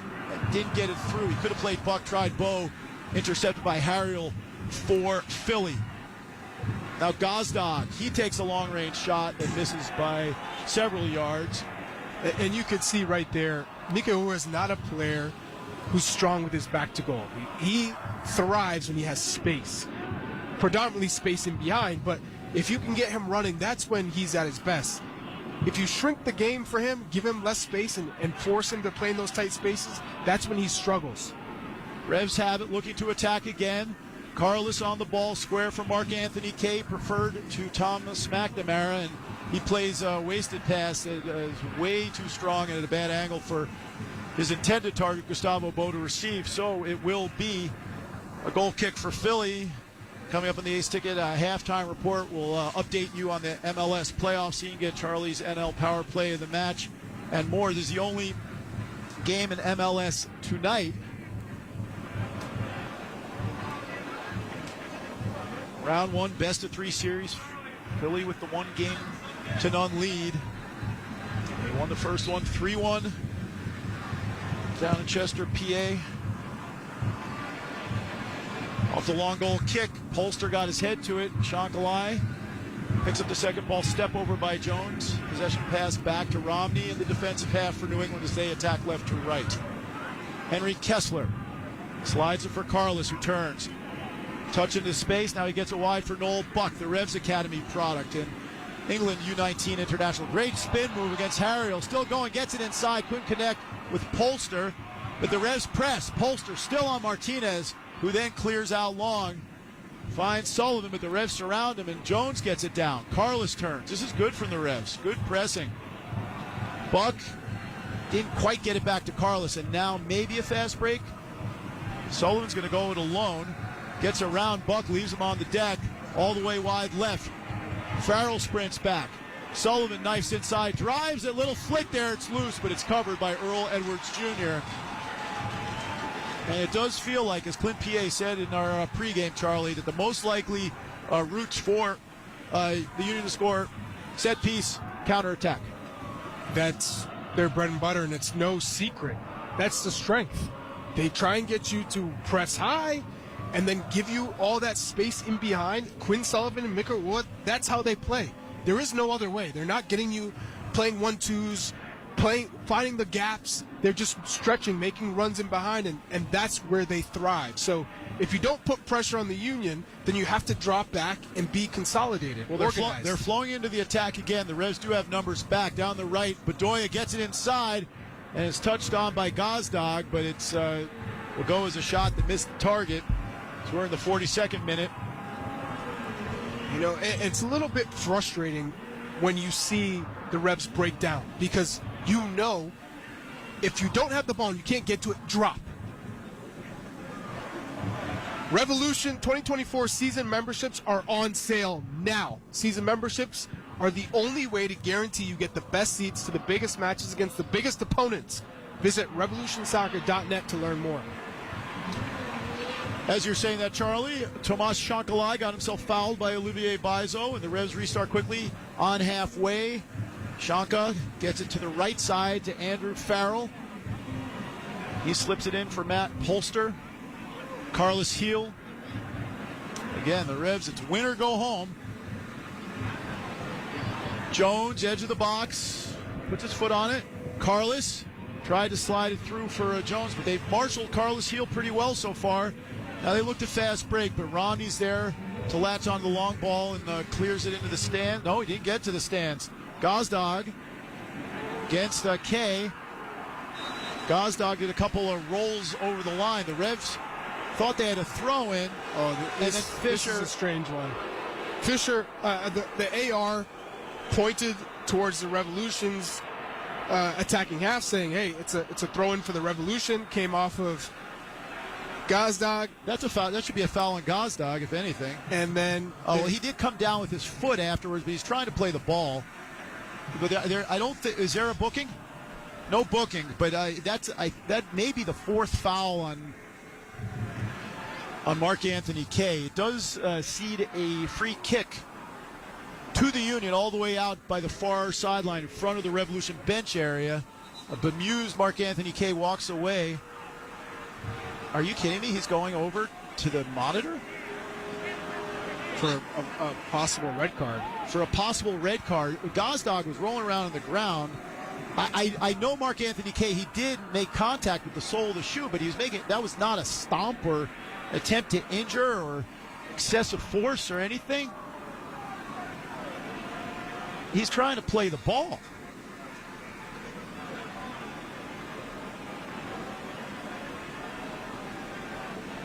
Yeah, I'm not seeing anything here in this replay.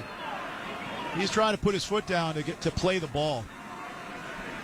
If Fisher issues a red card here, Gazdag is rolling towards the ball, where his foot is supposed to go. So I'm not, from that angle, violent conduct, clear and obvious. Violent conduct, no. I mean, and the AR is right on the scene and did not. Well, here's what we're going to find out very quickly. Oh, he's going toward Mark Anthony Kay. You have got to be kidding me. That is, listen, I'm going to editorialize here. That's against soccer. That's against the spirit of football. It's not what this is meant to be. That is an absolutely astonishing decision. Drew Fisher has just changed this series in a way that was never meant to be. Never meant to be. And it, I just don't like, Charlie, can you explain this to me? All right, so there's contact. Gazdag goes down trying to win a foul. Now, in that process, he is rolling towards the ball where Marc-Anthony Koye is trying to get to. There's a little entanglement of legs with Gazdag's arm, and when that left foot comes down to plant, it catches Gazdag in the chest. So now, when you look at it over replay, it looks much worse than it actually was. But he's still rolling towards the ball, Charlie. Now, mind you, intent does not apply in red card scenarios. Right. So intent, whether he meant to or didn't meant to, that is irrelevant in this conversation. I get that. But let me ask you this though. But if Kay is trying to get to the ball and Gazdag is rolling towards the ball, right, and it's not like he's not stopping. He's putting his foot down to try to anchor his step. He's not trying to step through the guy. No. So why is that violent conduct? Because if you're looking at it from a VAR standpoint and you're looking at a brutality, that meets the definition of brutality in terms of the replay, foot coming down on someone's chest. Now, if you're Daniel Gazdag, get out of the all darn way. If you're realistic, you're not using just common sense in that scenario. Off the free kick, second header, center. The Revs playing down a man, and probably and then a foul not called. Play on from the referee. Carlos Heel holds up. I'm going to get myself together here. I just like that.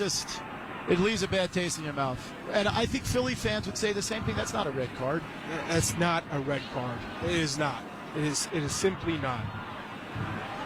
What? I'm going to paraphrase a former Revolution player and say, what are we doing? I'm going to tell you right now, the past couple weeks from around the world, it's been very tough.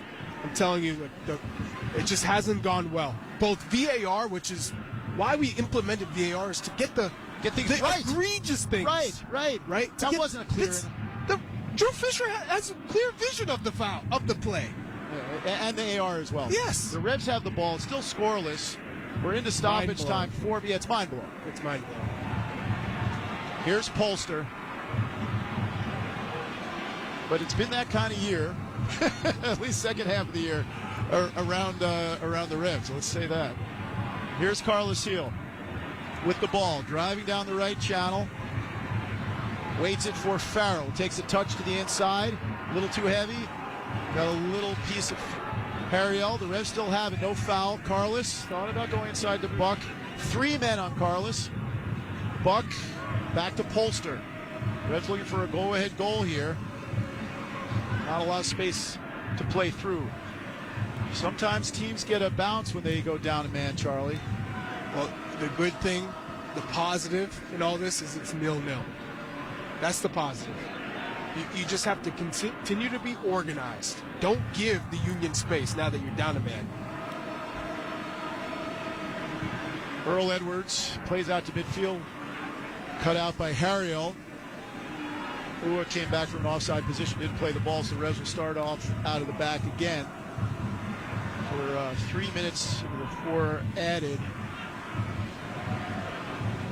Really surprising red card decision against Marc-Anthony Kaye. Farrell to Bow on halfway. Can't get around Elliott, who did well. Centers for Martinez. He swivels it wide. McGlynn shaped across. Now waits for the overlapping run from Harriel. Now delivers the centering pass. That's a good ball in. Came off of Romney's midsection. Covered smartly by Earl Edwards Jr. That might have been bounding towards the inside of the far post, but Earl Edwards Jr. made the play, and now he rolls out for Andrew Farrell. Revs may have time for one more build-up. Carlos down the right. A little give and go here with Buck trying to open up some space. Back to Knoll.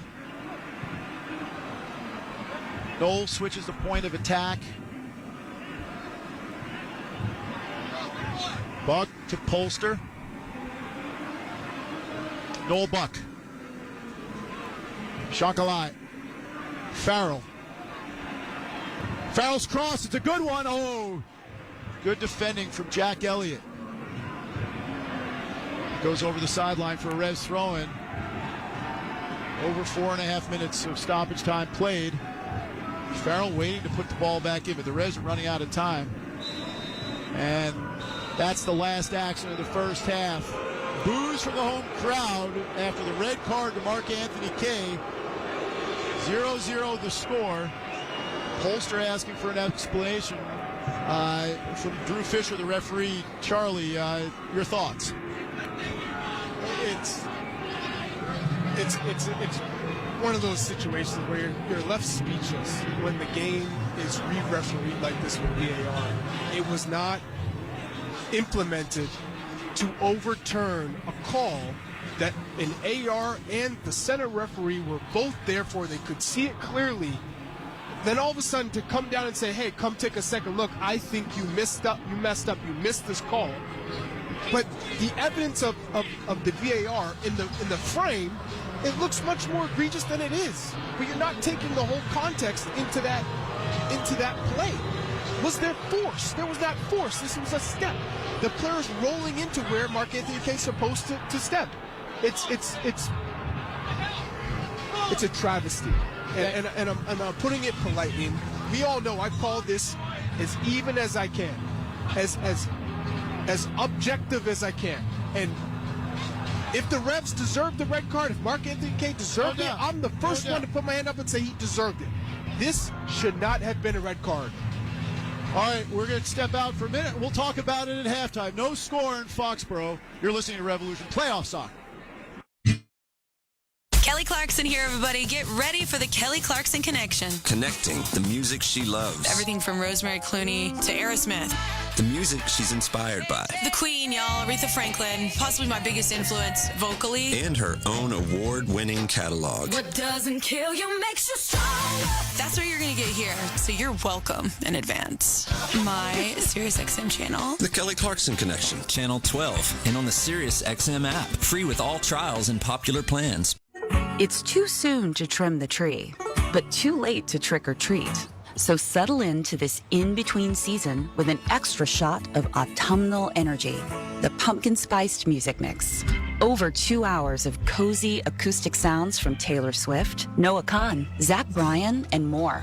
Available now in the SiriusXM app. Just search Pumpkin Spice and find acoustic singer-songwriters anytime in the SiriusXM Coffee House, Channel 17. The Beatles have once again pushed the boundaries of musical exploration. With a brand new song and anniversary editions of their Red and Blue albums. Now and Then is the last record of the Fab Four. John, Paul, George and Ringo. Now and Then. Hear it throughout the week on the Beatles Channel 18. And anytime on the SiriusXM app. Free with all trials and popular plans. Ladies and gentlemen, Team Coco Radio is now Conan O'Brien Radio. Yep, we've upgraded from channel 106 to 104 because, let's face it, I couldn't stay at 106 forever. You'll find my delightful Conan O'Brien Needs a Friend podcast, highlights from my late night shows, showcasing some of the most absurd and hilarious moments from my decades on television. Plus, dive deep into 28 years of late night memories with Inside Conan. Conan O'Brien Radio, now on SiriusXM, channel 104. Or listen with the SiriusXM app. Halftime is brought to you by Ace Ticket, where New England fans go for tickets to all their favorite events. Visit aceticket.com. Back from Gillette Stadium, Brad Feldman, Charlie Davies with you in a must-win situation for the Revolution in a scoreless game. They are down a man after Mark Anthony Kaye was red carded in the 45th minute by referee Drew Fisher after going to video review for violent conduct in what looked like a pretty innocuous play. We've described it for you already. Charlie, we could do a whole show on the application of video review. I think we both agree that that was incorrect use of it. And like seeing it again in real time, full speed, he was trying to hop over him and get out of his way. Gazdag moved his body into the way of the bottom of his shoe. And some acting. And a little bit of acting as well. And Kaye blew a gasket. on the fourth official, but it's really Drew Fisher who, I did consider letting you do the Ace Ticket halftime report by yourself and going down, but I know that then I probably wouldn't be on the air going forward if I go and talk to the referee. So let's talk about the stats. A little less controversial. Expected goals 0.5 to 0.16 in favor of Philly. No big chances for either team. The Revs were outshot 11-2, but a lot of those shots by Union, low-quality, long-distance shots. The Revs had 63% possession, and fouls were 7-6 in favor of Philadelphia. They had one player yellow carded, that Damian Lowe. Charlie, went back to the Revs played some creative soccer, really didn't find a way through. Their best chance we'll ever register was that ball from the side, triggered by Andrew Farrell, and then Shankly had it stolen from him by an incredible save from Andre Blake, but it wouldn't have counted anyway. No, the Revs just weren't clinical in the attacking third. They did a good job of taking the ball from the back half into the attacking third, switching the point of attack, but every time the Union were well organized and the Revs took their time and they were trying different types of passes, putting in the air and the flicks and the tricks. Just be more direct. When you get into the attacking third, be aggressive. Go right to goal instead of taking too much time, and that's where we saw them when they got into the attack. They delayed themselves a little bit, and that's when they really suffered. So the Revs have to do a better job now being down a man to be effective when they do win the ball get into the attacking half. Be a little bit more direct, concise with possession, and take your chances when you get them. All right, we'll step out for a moment, and we'll have more, including Charlie's NL Power Play of the match and a look at the MLS Cup playoffs as they presently stand after these brief words. Don't miss a statement game in the Premier League on SiriusXM FC. Jackson goes alone, round the goalkeeper, hat-trick. After a slow start, Chelsea's young stars are finding form, but their mettle will be truly tested when they square off with the mighty Manchester City. Put it for Haaland, easy as you like. Chelsea, Man City, Sunday morning at 11:30 Eastern on SiriusXM FC 157 and the SiriusXM app. This has got to scare a lot of people if the AFC were to have to go through Baltimore. When it happens in the NFL, we're reacting to it on SiriusXM NFL Radio. I think you begin to run out of superlatives when you try and describe what C.J. Stroud has done. Get closer to the game with interviews with players, coaches, and executives. Quarterback of the Jacksonville Jaguars, Trevor Lawrence. We're a really close team, and winning's fun, too. From the field to the front office, nobody covers the game like SiriusXM NFL Radio, Channel 88. Everything you need to follow ACC football this season is on ACC Today. Breakdowns. Drake May is a generational talent. Big guests. Jordan Travis, man, it's good to catch up with you. Analysts that played in the league like Roddy Jones. 5 days of ACC football. EJ Manuel. He is a perfect fit. Eric McLean. He has the potential to really be fun. And more. It's all happening on ACC Today. Weekdays from 8 to 11 a.m. Eastern. ACC Radio, Channel 371. And streaming anytime on the SiriusXM. Don't miss the all-new Rise and Shine, a SiriusXM podcast. This is Adam Shine. Every Wednesday morning, we're going to make you remember why you love sports. The crack of the bat, the smell of the grass, the thrill of a buzzer beater, the heroes, the underdogs, the moments you remember forever. Join me, Bob Stew, and the most interesting guests in sports for the all-new Rise and Shine. Download Rise and Shine right now on the SXM app, available with all trials and popular plans, or wherever you get your podcasts. That's SCHEIN. This is the Halftime Report on Rock 92.9. All right, we are back from Gillette Stadium. Brad Fell and Charlie Davies continuing with the Ace Ticket Halftime Report. Charlie, the Revs down a game, down a man, not yet down a goal. Maybe they never will be in this match, but what do they need to do? Let's hear your NL Power Play of the match. NL is the official energy partner of the Revs. Well, they did a fantastic job of when they won possession, when they pressed, they were able to get into the attacking half. But that's when they stalled a little bit because they took too much time. They were swinging one side of the ball from one side of the field to the other, and allowed the Union to come back and get organized. they have to be a little bit more aggressive. We saw a couple of openings, but then they didn't put a shot on target. They didn't take the shot.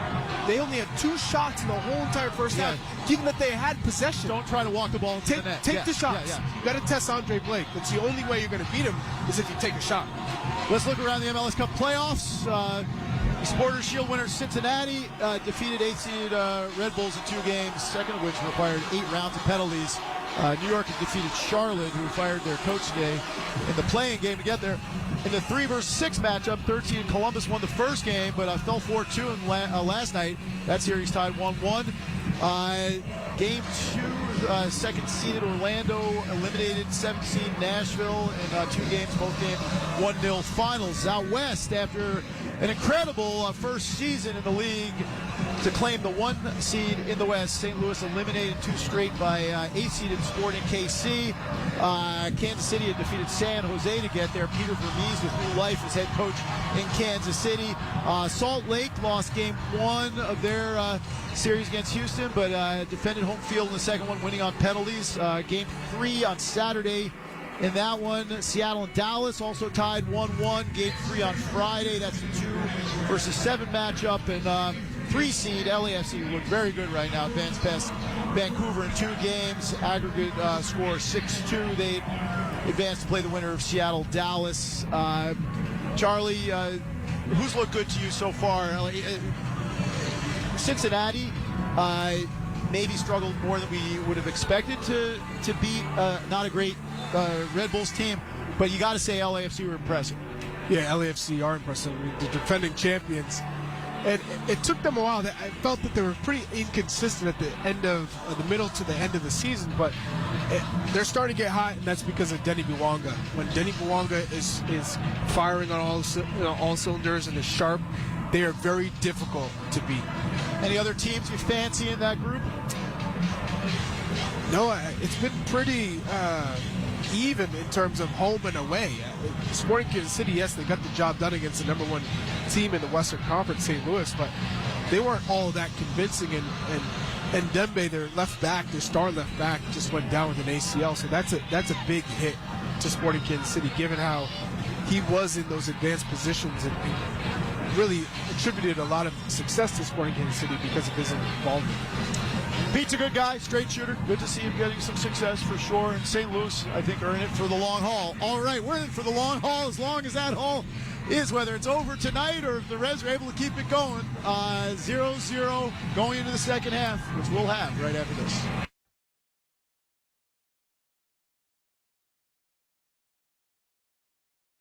Nobody brings you the excitement of Formula One racing like SiriusXM. Let's go, come on! Hear every thrilling lap of a worldwide championship chase. Verstappen takes the lead of the Grand Prix, and Hamilton couldn't hold him off. Comprehensive pre- and post-race coverage. That was the best race I've ever seen. And a weekly insider look at the F1 circuit every Wednesday on SXM Wheel to Wheel. Been plenty going on both on and off track. The 2023 Formula One season on SiriusXM Channel 81 and the SXM app.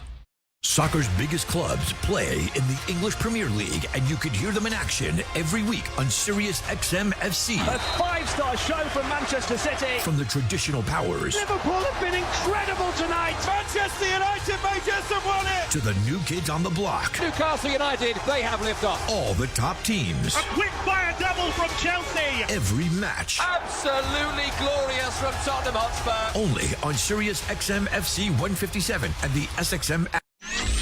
Nobody covers the National Football League. They give Mahomes time for the end zone. He throws it. It's caught. Touchdown! Like SiriusXM NFL Radio, Channel 88. Our team of former players, coaches, and front office executives like Charlie Weiss, Pat Kerwin, Jim Miller, Rich Gannon, Alex Smith, and Hall of Famer Bill Polian brings you closer to the game. If it's happening, we are there. Live from the Scouting Combine in March to the draft in April. And in the summer, SiriusXM NFL Radio takes you to all 32 training camps. We connect you with the history of the game on stage for Hall of Fame weekend. Hear all the primetime play-by-play action from opening night through the Super Bowl. Spectacular in every way. Confetti flying in the air. Your 24/7 home for the NFL all year long. SiriusXM NFL Radio Channel 88. Find out what channel your team is playing on by going to SiriusXM.com/sports. We're back just before the start of the second half. 0-0 between the New England Revolution and Philadelphia Union. Game 2 of the series, led by the Union, 1-0. The Revs can't figure out a way to win it. Their 2023 season will be over. A lot of debate on Twitter. I'm going to stop typing while I'm broadcasting. A lot of people on the side of support of most people, obviously, on our feed are going to see it more from a Revolution perspective. But some Philly fans and even journalists are saying, well, letter of the law. I'm like, I don't know how it's letter of the law because Gazdag creates the contact. Right, he keeps rolling underneath, and if you watch it in real time, I actually believe that Mark Anthony Kaye's trying to step over and put his left foot on the ground. Well, he's saying, where do you expect to put where do you see me putting my foot down? Where? And I guess you could say, did you do everything in your power to avoid stepping on him? And do you want him to dive? Right. No. Right. Well, then it's a foul on Gazdag if he trips him. I don't know. Well, we're underway here with the Revs attacking the forward. It's a horrible call. Either way, it's a really poor I feel strongly decision. that is the case. But the Revs have to deal with it. And they're still in a 0-0 game here. An opportunity to win at home. Shankalai against Bedoya rides the challenge, keeps it going. Does well to curl it wide to right fullback Andrew Farrell. Lays it on now for Carlos Heel, running at Jack Elliott. To the inside he goes. Slips it for Andrew. Will he get there? Not quite. Then Andrew takes the player into the boards. And Harriel's in a heap. And Damian Lowe's not happy. And we're going to have some more afters here. Farrell says, I'm sorry. That doesn't help Nathan Harriel, who hit the digital signage boards pretty hard there right at the end of that play. Yeah, and that's just frustration. He gives, it's not crazy, but he definitely puts something in it. He puts a little weight into that push into the back of Harriel, but it's not anything that's violent or over aggressive. But that's definitely frustration boiling over for right. Farrell, it's a little more dangerous as you get closer. Yes. Those particular boards are not the old school aluminum ones. They're the heavy digital ones. So good to see Nathan Harriel up and walking it off. Ball's on the deck. Olivier Bizo has it. Bedoya making a run, but goes to Sullivan instead. Romney right on him, and the Revs able to force a giveaway thrown to New England right down in front of us. Jones with a little bit of a loose throw-in. Bedoya always working. Veteran almost peeled it off. The Revs have to move it quickly, get it away from press in the middle third from the Union. And everyone's taking shoulders against each other. I mean, Kessler gave one to Mikaur there after the ball, and then Gazdag gets in on Noel Buck. No, it's testy out there, and it was already building from game one. And you had the comments from Polster, and now the red card has just stirred the pot more. But the Revs need to focus on scoring a goal, not the afters. As Carlos Heel waits it down the line nicely. Farrell crosses. Bo sends it goalwards, but right on the keeper at the near post. That's a great move down the right. Just not the requisite movement or placement on the shot at the end. That is as good as it gets. Being down a man, that's a golden opportunity. It falls right to Gustavo Bo. It's a well-angled cross from Andrew Farrell, and Gustavo just puts it on target, which that's what you need first. But to beat Andre Blake from there, you have to have angled that to the far post. That's where you typically can catch Andre Blake, low far post from that position on the field. Yeah, the Revs in their home navy blues. Philly in tan light blue with the navy numerals. They're attacking the close end of the stadium, moving left to right in possession in their own defensive half. Bedoya, Jack Elliott. And I like how they're defending Gazdag. It's between Buck and Polster dropping down. But that's a great ball from the flank to Sullivan, who centers, closed down by Kessler, but it comes off of Henry, and it'll be a corner kick first of the half, fourth of the game for the visitors.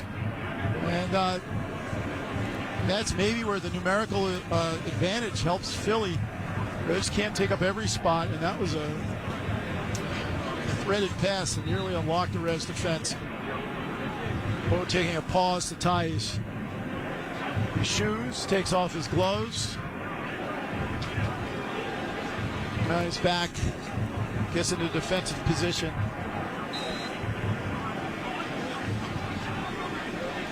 McGlynn to take. Out swinger to the near post, headed away by Jones. Picked up by Martinez on the left flank. Player went down at the top of the box. Good ball in, but Buck gets ahead to it. Used the top of his noggin to head it clear. Low, little shirt tug, and it'll be a free kick for Philly, edge of the box. Reds don't like it. Drew Fisher just a couple yards away. Don't put your hands up. You pulled his shirt. You made it obvious. Yeah, we can see it from up here. So of course it's a foul. And Sean Kalai is guilty of giving that foul up in the first game to Nathan Harriel, who ends up scoring on the free kick for the third goal in that first half. You just got to be smart.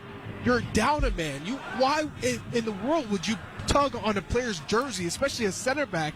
He's not going to hurt you. Let him take that touch. And McGlynn's setting up as if he's going to be a ball to the back post with a lot of big targets there. But two-man wall for Earl Edwards Jr.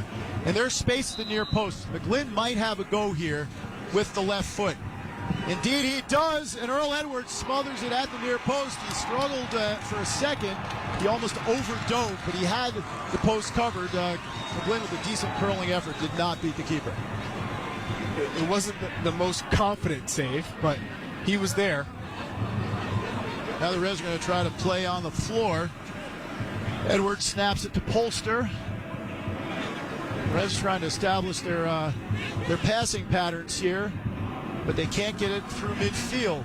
Taken over by Philly. Harriel against Buck, who stabs it into the bench area, thrown to Philly as we get another look at that chance. Earl had it well covered, but he almost missed it.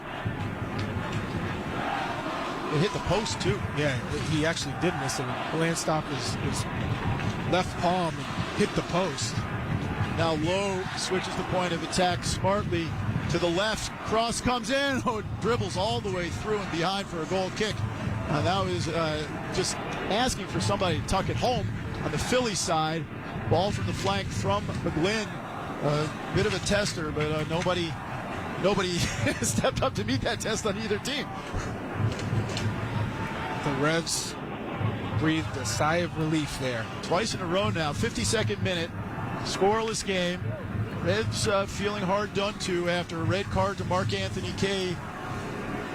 Their tough tackling central midfielder. Just an awkward play with Gosdog that was not deemed to be anything but an ordinary foul. It was actually a throw-in to begin with. And then video review saw Drew Fisher issue a red card. And it'll be interesting to hear what PRO, the Professional Referee Organization, has to say after the fact about it. Bump there by Martinez on Buck, very well to hold his ground, let it run. Now plays Sean Kalai, who wastes the pass. Carlos Heel gets a shoulder in. He takes a foul for Harriel. Free kick. Carlos wants a yellow card for stopping a promising attack. It's not going to be one, though. How do you not give a yellow there? He's breaking into the attacking third from midfield. Drew Fisher's having a tough night. You got to be consistent here. I'm going to let you be bad cop for this one. I'll take it this time. No worries.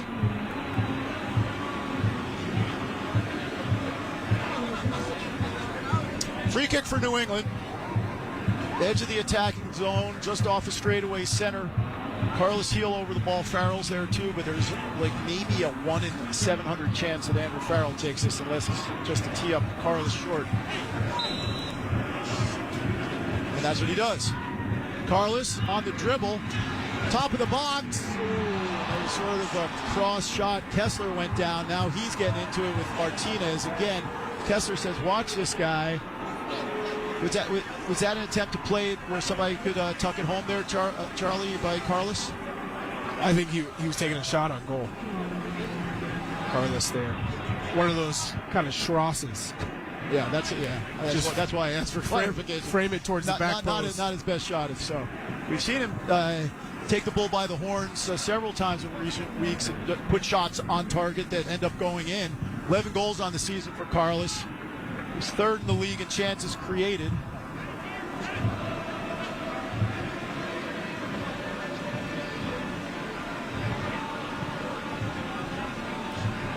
Philly with the ball. Centering pass from Bizo, cut out by Polster. Shakalai, now Polster for Bo. He's onside, going against Lowe. Centering pass now for Carlos, who wheels, plays Farrell, corner of the box. One from Shakalai, centering pass comes in, good play by Martinez, but Polster rescues it, and now it's popped wide to Bo. First time pass, a little give and go with Jones, extending his Bedoya. Carlos takes a hit, no foul. He put his body out there to try to win it. Now it's sprayed out towards Ua, and he can't keep it in.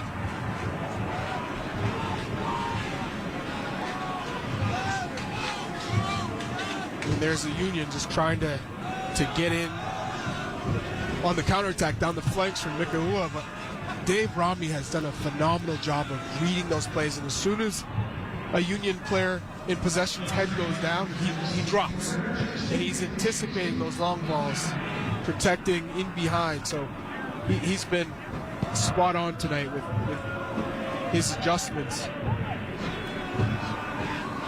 Philly in possession. Bedoya has it, still scoreless. Nobody scores after normal time. We go to penalty kicks, but still a long way to go. Over a half an hour. Curled wide for Olivier Bizo. Missed some time at the end of the season with injury. Back it goes to Lowe. McGlynn in the center circle. Revs playing with 10 men. Everybody back defensively. Harriel running at Farrell. Bugs there, couldn't clear. Farrell couldn't either. Pushed wide. McGlynn against Buck. His cross comes in. Sullivan got ahead to it, but the Revs get it out to midfield, only as far as Martinez. The D-mid for Philly. Puts it back in the box. Diving header away by Farrell. Elliott. And it came off of a Rev attacking throw for Philadelphia. Santander is the official bank of the New England Revolution. We're in a win or go home situation here in the first round of the playoffs against Philadelphia.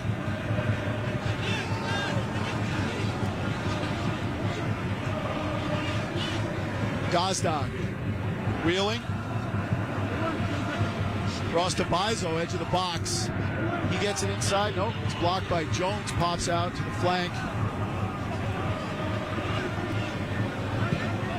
Now you see every Revolution player is defending it, and that's what is needed in the playoffs. There's nobody taking plays off. You got to contribute. The Revs defend well. Shakalai, then Jones, now Polster dribbling out of trouble. Long dribble run. Bizo got a foot in, and that puts an end to that potential counter.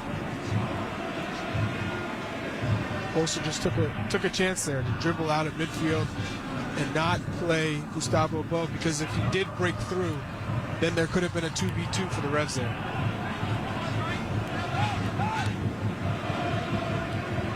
Bedoya.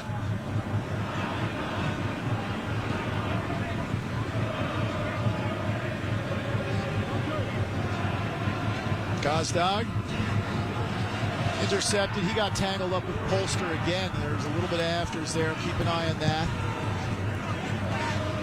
Edwards with a poor ball out. Philly take over again. Martinez back to Bizo. Reds need to be more careful. And they got a little bit of an adrenaline burst after the late first half red card to K. Now it looks like they're just packing in. Kind of chasing shadows a little bit for the last few minutes. Really a long, extended run of attack. The Revs did have that one great attacking move down the right side early in this second half. Scoreless game. The Revs can't get a hold of the ball now. Just as I say that, Sullivan, the youngster, steers it over the line. The Revs have it in their own half off the throw. And then Noel Buck got hit from behind. No foul call. Philly has it back. Noel Buck was just too slow. You're in possession. You don't have time. The Union are up a man, so they're going to be quick on trying to put pressure on him. Gazdag trying to play through. The Revs get it back. Shakalai gets it from Buck. Shaka steps over it a couple times. Tricky. Goes to the inside. Polster.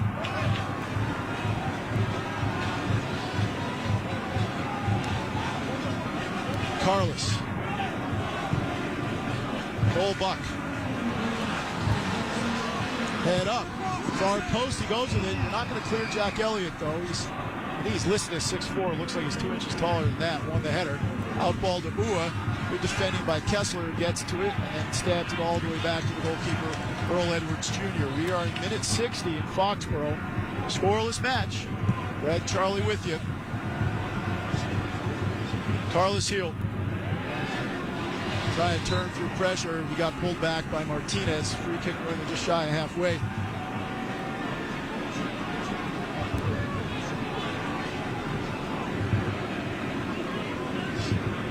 You see the Reds are trying to find the balance of when to keep possession versus being direct.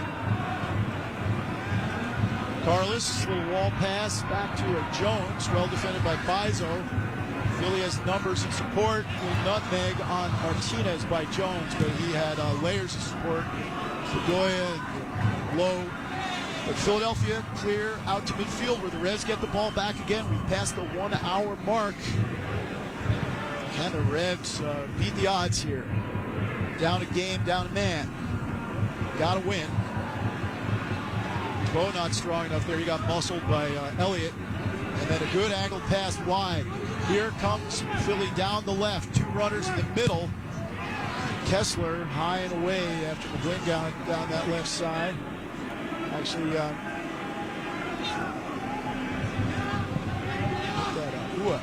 it's McGlynn now on the ball. Centering pass towards Gazdag. Kessler had to go low. Flags up though, offside, and it won't be a corner kick after all. The Revs free kick. Philly protesting the decision, but it was well defended from Henry Kessler. Even though it was offside, just knowing, being mindful of where Gazdag's trying to pop up. He was looking for that ball into his feet, and Kessler just made the sliding challenge to knock it out for a corner. Ends up being an offside play, but that just gives confidence to him and the back line. Edwards hoists it out to midfield. Shanka for Polster. He spins it. East-west finds Farrell right on halfway over on the right side of the Revs shape as they look to attack. They go back to the goalkeeper again. They're playing a man down. Carlos, his defensive half. Back to the goalie. Now Romney. Polster. 2 men there, so he goes to Jones. Shanka. Revs again have to start from square one, but they are keeping the ball. All the Revs available subs will include Ian Harkes tonight for the first time since mid-September. Available. Could see Harkes. We'll see how things progress. For 11v11, I'd be asking you, is it Wood, is it Vrioni, is it maybe Harkes, but I'm not sure. Like, what changes would you make, Charlie? Right now, you're just looking to play out this game. If you get that one opportunity, great, but worst case scenario, you're going to penalties, and that's how you have to play. Right now, probably the player that's going to come out is Noel Buck. If he continues to lose the ball in possession or not be as important defensively. Good job by Jones to get it inside to Carlos Heel. It takes a long-range shot right into the midsection of Elliott. Might have hit an arm, but his arm is in a natural position. I actually think it hit in a bad spot. And I don't think there will be much of an appeal. And now a counter from Philly. 4-on-4. Slid inside to Ua, back to goal. Turns, shoots, and it bounds wide, but it came off of Kessler. It was tight up on the Philly striker. 5th corner now of the evening for the Philadelphia Union. Given that no one's asked him to come out, you have to look at this as, all right, it's a playoff. If we don't win this game, we go home. So I got to keep on players that can change the game. Ride that wrong until it breaks. Carlos Heel, Shankalai, who can shoot from distance, they have to be on the pitch. They have to finish the game unless they can't continue. Chocolate can shoot for distance. We've seen that. We know that. It's time to start doing it. Tom. Get on it, Tom. McGlynn getting set to take this corner. Earl Edwards. The combination of zonal and man marking in front of him. Guarding the near post. Outswing wall. Revs get it wide. Bo takes it down. Long touch, though. Bizo, it's Martinez. And he takes a body check after his shot from Polster. Slide volleyed away by Jones. Taken down by Sullivan. He finds Lowe. Goes back to Sullivan, who drives it into the mixer. Revs get it wide of the box. Lowe, good first time pass. Back to Sullivan again. Puts the moves on, gets around Shokalai at the byline against the grain. Oh, just behind with the cross. There's a tangle of bodies in there, and the Revs are lucky that it's just not maybe a foot closer to the goal. Revs get it clear of the box. Still 0-0, 65th minute. Revs have possession in their own half. Now Jones has a little green space to attack. Somewhat weary looking. Alejandro Bedoya gets back goal side. The Revs are just going to keep the ball here. You're right, Charlie. They're being judicious about when to venture. Just, you don't want to lose possession on taking these risks. So you wait till you get into the attacking third, and if something opens up, great. Otherwise, just keep the ball. Allow the Union just to chase the game. You're conserving your energy because you're down a man. You already have to cover so much more ground. And I think right now the Revs have been masterful in the way that they've kept the ball. They haven't rushed. And the Union, being up a man, haven't put the pressure that's needed to tire the Revs out. Great move through midfield by Carlos Hill. Now he knifes it back, finds Chankalai. There's the long shot, but it took a deflection and spins through to Andre Blake. And whoever it hit, I believe it was Martinez, a little shaken up. He goes down, and we're also going to get a double sub from the Union. That's much needed from the Union, just because they haven't shown the energy levels needed for playing on the road, being up a man. That's when you can be aggressive. You can take some risks because you have that extra guy. And we haven't seen that from the Union, which I'm very shocked and surprised. And Quinn Sullivan has been fantastic tonight. Get him isolated. Let him run. And we haven't seen that. Gazdag's been very quiet. He hasn't been coming into midfield to try and get more touches. He's staying high. It's almost like he's hiding, which makes it that much easier to defend. So Martinez is off, replaced by Joaquin Torres, Argentinian central midfielder. And looks like Ua is coming off as well. Chris Donovan, forward from Drexel down in Philadelphia, second year Philly. So first two subs of the game made by Big Jim Curtin. As we're almost halfway through the second half. Scoreless game. A game New England needs to win, trailing 1-0 in this series.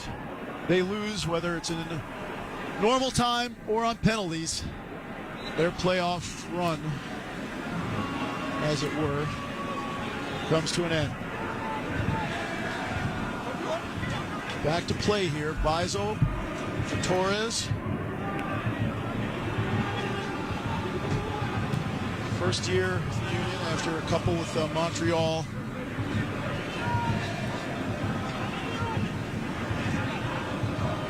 Now you see Bedoya is dropping much deeper, almost playing as the 6 now.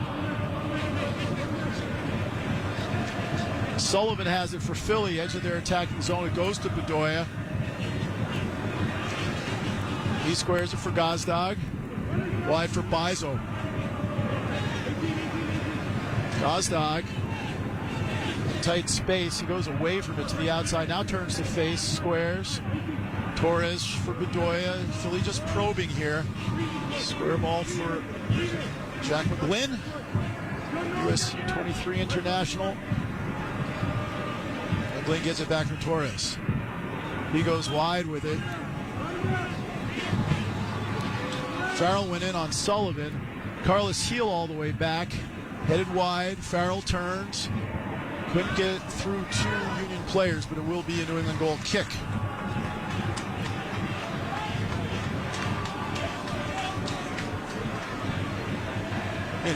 you could tell the Revolution feel calm. They're not panicked. The Union still haven't upped that energy level to say, hey, okay, let's go and get this game. So right now, the Revs are content with how the game is being played. Given they're down a man, it doesn't seem like they're down a man. They're not stressed. When you have an opponent who's down a man, that's when you ramp it up. Make them feel stressful. And when they have the ball, they're launching it. And you're not seeing that. Do you think Philly's thought process is, listen, we'd be okay with this going to penalties, win it on penalties, great. If not, we can go back to Philly and win it in Game 3. You'd think they'd want to put him away now, up a man. Well, yeah, if it goes to penalties, they have a huge advantage with Andre Blake in goal. But you're not playing for penalties here. You're playing to win the game outright. Centering pass comes in. Noel Buck's there to intercept for the Revs. Farrell, though, with a wasted pass, easily intercepted by Harriel. Philly keeps the Revs pinned in deep. Gustavo Bo looking a little frustrated as he started to run out there.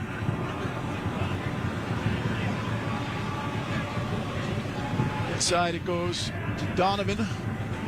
Wide to Torres, the sub. Play on the right. Bedoya gets to Bizo. Drags it back. Torres trying to skip to the outside. He did, but over the touchline and a throw-in. The Union are just too patient right now, and you have to look at who you're playing against. The New England Revolution have no pace in behind to stretch you, so you have nothing to worry about. You can take chances to throw numbers forward. Gustavo Bo is not beating you with pace. Carlos Hill's not beating you with pace. Shankala's not beating you with pace. So have three marking two and be a little bit more aggressive. Holster got pulled down, no call. Then Bo, a couple of hands on him. Lowe is on a card, but there is no thought in Drew Fisher's mind about issuing a second one. The Reds are going to try to talk him into it. They're not going to succeed. It's not, I've never seen it happen. You're not getting a yellow card there. But it's just trying to put pressure on Drew Fisher because of that decision he made to send off Mark Anthony Kane in the first half. So now at every chance, you're going right to him saying, hey, I need to see a yellow. I need to see a yellow. You got to level the playing field because you took our guy out for what we all deemed as insufficient evidence to send him off. I'm told that on the FS1 broadcast, Tony Miola said every player knows what he's doing there. I haven't heard the remark myself, but we'll talk about that later. Yeah. Here's Farrell on the attack. Almost got through on a mazy dribble run. I've got nothing but respect for Tony Miola. Well, we disagree with him here. But he wasn't going. That's what I'm going to say. You know what? Well, I'm not surprised he said that. I'll leave it there. Earl Edwards has it at the back for the Revs. We're getting outshot 15-6 now. Let's break quickly for station identification. WBOS HD1, Brookline, Boston. Easy Media Group Station. The home of Dave and Tractor Fleet. Boston's Rock 92.9. Scoreless in Foxborough. Revs and Philadelphia Union. Revs playing down a man since the 45th minute when that Mark Anthony Kay was red carded. And keeps the ball moving. Holster now for Dave Romney, the ever-present center back for the Revs this year. Shankala making a run. Inside out ball from Jones. Just a little long for Shanka, but the Revs get an attacking throw out of it. See, the Revs are finding space. If you're down a man, you should not have space. So from a Union perspective, they're mismanaging the numbers advantage that they have. And if you're the Revolution, this is a good time to just keep swinging the ball, wait for that opening, because it seems like they're getting that half chance here and there. Revs moving it quickly. They find Bo. Back to Farrell into the box. Shoots. Oh, he forces a save at the near post from Andre Blake. That brings the Gillette Stadium crowd to its collective feet. Corner kick, New England. This is good. This is good. This is the playoff atmosphere. This is spirited, and it reminds me of the match that just happened in the English Premier League with Tottenham and Chelsea. Short corner. Bo. Oh, he overhit his little chip of a cross there, and it'll go behind for a goal kick. But Tottenham being down 2 men and just defending heroically, and well, they did defend heroically, and they stayed 1-1 pretty late. Right. They also played a high line with 9 men. I couldn't believe it. Yeah. Here's Bedoya centering. Reds get ahead to it, but it's out to midfield. Lowe takes over for the Union. but you could just feel the passion. The energy. The intensity, the willing to defend. Yeah. It was amazing, and you're getting that from the Revs tonight. No doubt. 75th minute now. New England 0. Philadelphia 0. Union with the ball, attacking down the left side. Sullivan. Back to Harriel, now McGlynn. Inside to Bedoya, edge of the attacking zone for Philly. Shockley almost got there, but Torres is first. He skips inside, top of the D, takes a shot. Headed away by Kessler, had his arms behind his back, does not commit a handball offense. Now it goes to Sullivan again. Fast feet from the youngster, back to Torres, putting the moves on. McGlynn shoots, it's blocked by Buck. Bodies behind the bayonet for the Revs. McGlynn has it again. Hoists across back post, and Jones got ahead to it. Then Shanka with a little sombrero there on Bizo, and it will be a Revolution throw-in. The fans cheer that. Bo and Shakalai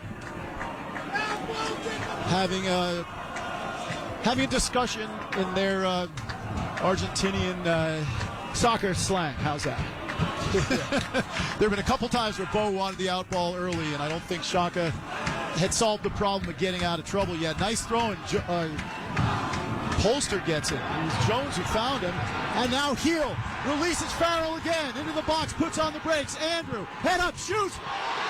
Oh, it went to the wrong side of the post. Half of the crowd thought that went in, and for a second the ball to the net kind of fooled me. I didn't think so. I thought for a second. I was like, no, hold on. And it wasn't. It was no goal. I said, hold on. Hold on. But Farrell's got the tail up. He's got the tail. Well, this is some Cafu. Yeah, wow. We're moving to the 77th minute. No goals in this game yet. The Revs had a couple of moves recently that make you think they might just have one in them. They're playing down a man for this whole second half. Good buzz around the building right now. Wide it goes to Philadelphia's Joaquin Torres. And the Revs have just been really well organized. The Union playing a little too congested in the midfield. Everyone's pretty central, and it's just making it easy. They're not spreading the field.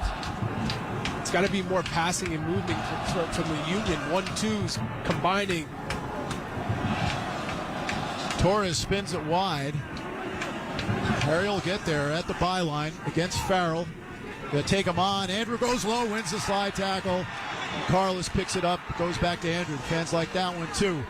New England has the ball deep in their defensive territory on the right side. Carlos inside to Buck. Tries to switch it. That's a tough pass. Then Jones took a little bump from Bedoya. Smart play from the veteran. It came off of Dwan last.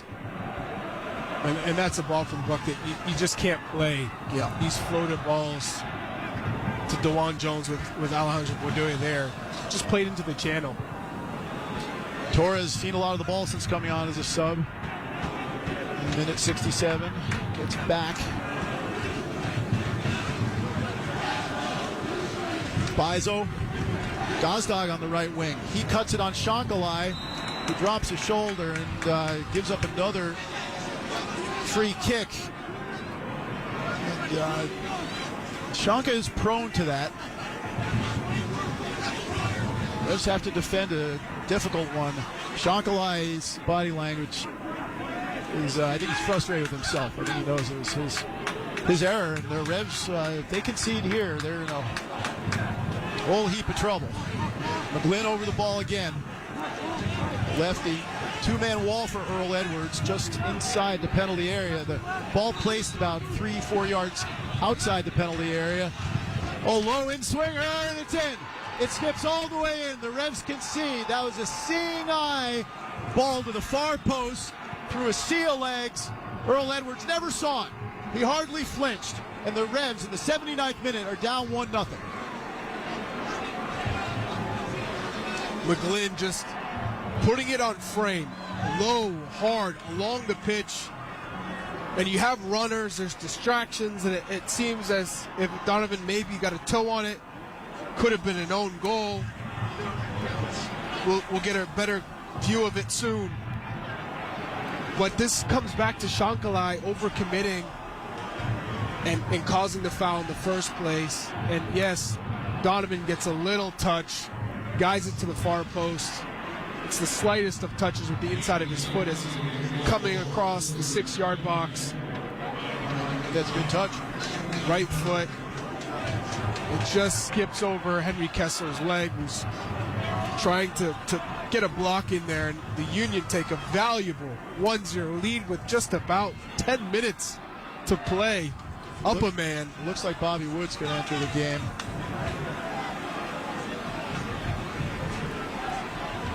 Well, the substitute Connor Donovan getting the telling touch. And it could be a telling goal in the arc of both of these teams' postseason. So Revs now staring elimination square in the face with 10 minutes of normal time to go, playing down a man. They just got to throw everything at it. It's Tommy McNamara at Wow. Wow, that's Tommy Mack, who played a great game a couple games ago, then missed a game because he was supposedly had some fitness issues. I don't know what the delay is here. Donovan from McGlynn is the official scoring right now, as well as should be. But you're right, Shankalai, he gave up 3 of those fouls in this game. And he did last game as well. Are they checking the goal here? For Donovan being in an offside or for interference, that'd be the only thing is somebody. Oh, now they're making subs. So McNamara for Bo, and then 2 more subs coming for Gustavo. Looks frustrated. You wonder if this may be. It is possible the last time we see Gustavo Bo. I'm not. Some of the fans with their scarves are now giving an ovation to Bo. Yeah, that's warranted. Could be a big moment there. Good to see Tommy McNamara on the field after his long comeback from injury, but Gustavo Bo not able to score. I don't know what you'd be checking for the goal, Charlie. Like the Reds would love for VAR to intervene, but that's not happening. Nope. So McGlynn's off. They bring on Leon Flock. He always seems to get a few minutes late in the game. Leon Flock, the German, former St. Pauli man. The Revs run out of time to do something here. Here they come, though. Buck on the right side, goes wide to Farrell. Check to the ball, then makes a run. Now back to Carlos Heel. He goes wide to McNamara. He curls it far post for Farrell, and it was an important header behind by Nathan Harriel because all of a sudden the attack-minded Andrew Farrell is steaming in at that far post. Corner kick for the Revs, their 5th of the night. Carlos hurries to take, but the Reds are going to get another sub on. And Farrell is withdrawn, and now Bobby Wood will come on. Well, that's going to be gut punch for Farrell. He thought he had a goal in him tonight. He did everything he possibly really did. Tonight. He did. Carlos delivers right into the middle. Blake comes for it, didn't get a touch to her. Maybe he did. Helped away by Flock, but the Revs get it back. McNamara tries to go back to Buck, but Torres is there. Buck intercepts on the left side.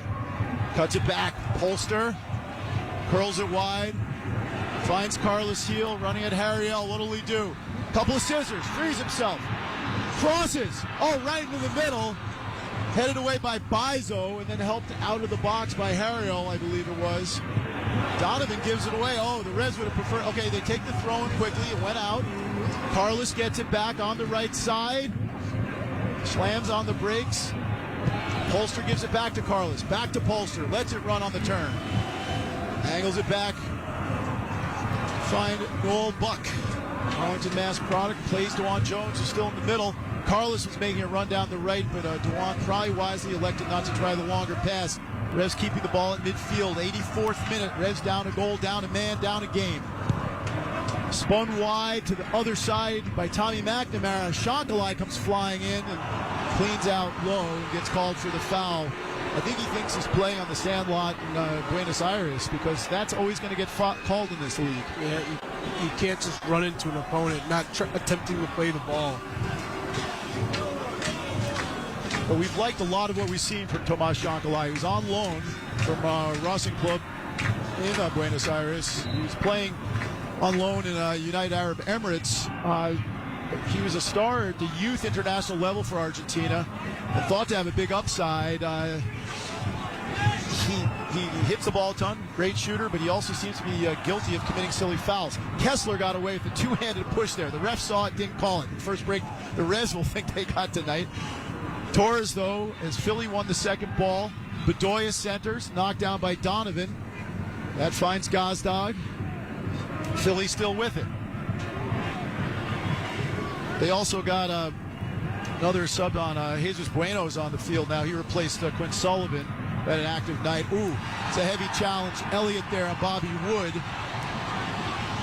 The Reds are going to restart quickly. Square for Noel Buck from Polster. 86th minute now. Shankly leading the line. Wood joins him. Jones centers. Couldn't get it through to Carlos Hill. Philly get the ball back in their own half. The Reds are going to press it. Smart play by Bedoya. McNamara comes through. Jones gets away from Bedoya. Jones going towards the top of the box. He knifes it back towards Carlos. Controls. Going at Flock. Double team. Gets it inside. Ooh. Wood went down. Referee saw nothing wrong with it. Now a fast break for Philly. The Revs have to flood back into position. It's 3-on-4. Philly with the ball now 4-on-4. McNamara busting a lung to get back. Torres gets it in the box. And good job there by Noel Buck to slide it off of the Philadelphia player. And it will be a Revs goal kick. Joaquin Torres is that player. Minute 87, 1-0 Philly. Revs have to tie it to try to get to penalties, or they're done for the year. Hit the links. Polster. McNamara. Bizo. Well, the Revs thought they'd won the ball back, but the near side AR saw it go all the way over the line. There'll be a Philadelphia throw, and every one of these bitty little pieces of play that goes in favor of Philadelphia brings the Union closer to a win. Bizo gets it down the line. Good job there by Polster to head it. McNamara smartly to Jones. Dribbles inside. Plays it behind Kessler, so Earl comes out of his box. Dropping deep to find it is Carlos Hill, trying to break the lines on the dribble now. Had it taken off him from behind. He thought he was fouled. He's barking at the referee. It will do no good. Gazdag comes away with it. Number 10 for Philly on the left side. Long range shot, covered easily by Earl Edwards Jr. Just got to get forward. Where's the urgency? Jones has it. Polster. Wood calling for it up front. Revs playing across the back. Romney. Kessler's all the way wide right, playing where Farrell had been. They go back towards their own goals. We're halfway through the 88th minute in Foxborough. 1-0. Philadelphia with the lead on the 79th minute goal by Chris Donovan. McNamara has it, but right on halfway, and the Reds go defensively again with the pass. Romney from Jones. Polster. Carlos trying to find a pocket where he can get the ball. In Bedoya joust. McNamara driving forward on the dribble, trying to make something happen. Wide now to Buck on the left. Gets his hips around on a cross, centers it nicely. Shankly went up for it, cleared to the top of the box. Great control from Heel. He leads Kessler. He squares it into the middle. And that's a great defensive play by Lowe, but the Reds are still on the attack. Buck puts on a move, gets to the byline, going against Torres. Now back to Polster. He plays it inside, couldn't get it through, and then he takes down Bedoya. Play on from the referee. 2-on-2 break. Jones is going to win that foot race against Donovan. And then the foul goes against Philadelphia. Wild sequence of play there. 89th minute. Revs running out of time, big time. They're going to get another attacking player on the field in the person of Ima Boateng. And I think it's Jones who's coming off. He can cross a ball. Oh, I'm surprised it's the one who's coming off, but fresh legs. Carlos tried to play it through, won it back, then tried to dribble, couldn't get it through, and now this could be it. Torres against Earl Edwards, who goes low to win the ball. And then it's spanked away by McNamara, but Philly get it back. The game has gotten a little bit disjointed here. Unhinged. It's loose, but that may favor the Revolution at this point. They're playing 10 v 11 this whole second half. Carlos racing down the right side, inside to Bobby Wood on the turn. Wood turns, lost his footing, lost the ball, and Philly come away with it. Bedoya. We're moving towards the 90-minute mark. What do you think? 4 minutes? 3? 4? I'll give it 4. Keep an eye on it for you. The fourth has the board. Yep. 4 minutes of stoppage time. Philly with the ball and the lead. Some fans not happy with the current state of affairs. It was so promising. The Revs were one of the top 2 teams in the league for much of the first half of the season. The whole controversy with Bruce Arena, the resignation, 2 coaching changes after that. The Revs ended up with the 5th seed. They can't pull out some magic here in the final 3.5 minutes of this game. We're going to be doing the postmortems on the season. Long by Romney. Bizo with the header. Buck did well to get it down on the deck. Carlos turns. He's going to try to spring Ima. No, he's going to continue his dribble. Oh, that's a great ball for Ima Boateng at the byline against the grain. Well, it's behind for a corner kick. Blake slid for it. So did Elliott. Oh, and it was offside. It was offside. So they won't get the corner out of it. Ima didn't check his run in time, apparently. Charlie, what do you see here? Yeah, he's off. Yeah, he's off. Just by his shoulder. Looked like Elliott might have played him on in real time, but no such luck. And now we're into the 2nd minute of the 4 added. And Philly's going to try to manage this right up to the final whistle.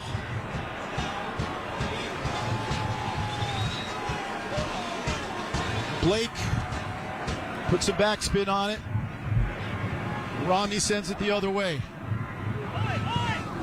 Bizo gets it inside. Buck battling. Play on from the referee. Wood holds in the middle third. Gets it off his feet. Polster. Revs need a tying goal here, down by 1. To have a hope of getting it to penalty kicks. Carlos Heel takes a tough bump there. Gets around Flock, and once he was away, he would have liked the continuation. What is it like? I'm not going to say anything about the ref. No, that's not the same. And then Carlos Heel plays it off of the player. Carlos is going to blow a gasket here, I think, to make a point. And I think we may even see Clint P.A. having a stern word finally. His hands to the sky. The Reds are going to at least want some more stoppage time. Earl Edwards plays it, and then Fisher brings it back. Okay, now it's time to take the Gatorade bottles and the bats and the balls and the gloves and throw them out of the dugout. Kick all the dirt on home plate. That's what you do here. Long by Earl Edwards. Top of the box. Back in by McNamara. Polster. Lowe's header. Flock can't get there. Does step on a Noel Buck, but the Revs have it. Polster sprays it wide for Ima. Clean take. Good defending by Bizo, and they're saying it came off of Ima Boateng. The Revs said it's their throw-in. What does the AR say? He doesn't want to weigh in. The Revs put it back in play. What is Drew Fisher doing? What is Drew Fisher doing? It's the Revs ball, and then it looked like and now Carlos comes with a two-hander there on Bizo. A yellow card to Carlos. And let's hope everybody keeps their heads here. There's no point in embarrassing yourself here, or anybody getting hurt for that matter. Bizo is making a meal of it. Carlos shouldn't have come up with the hands there. He was obstructed. Drew Fisher Drew Fisher's the referee tonight. I'm just going to say that. Drew Fisher is the referee tonight. And then I'm not going to talk about the ref anymore.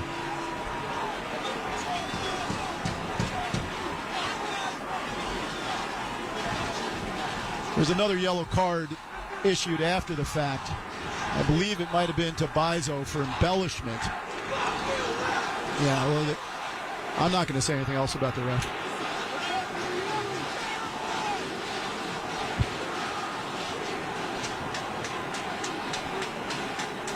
And after all, that's going to be a goal kick, and likely the last kick of the game. Disappointing result for the Revs if it holds up this way.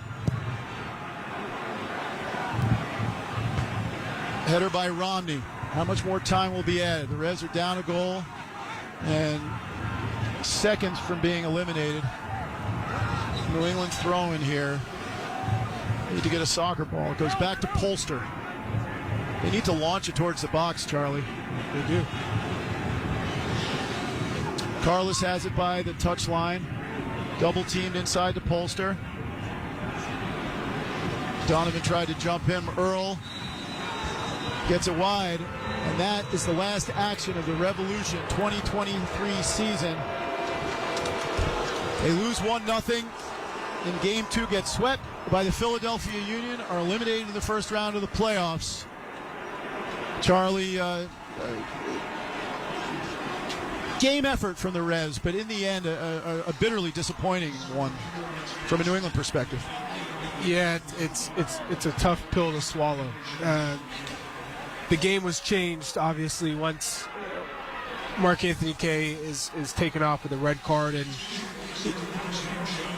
you can't say that the Revs didn't give all their effort tonight. They gave it their all, and in the end, it wasn't enough. They just weren't sharp in the attacking third, and that was pre-red card, post-red card. But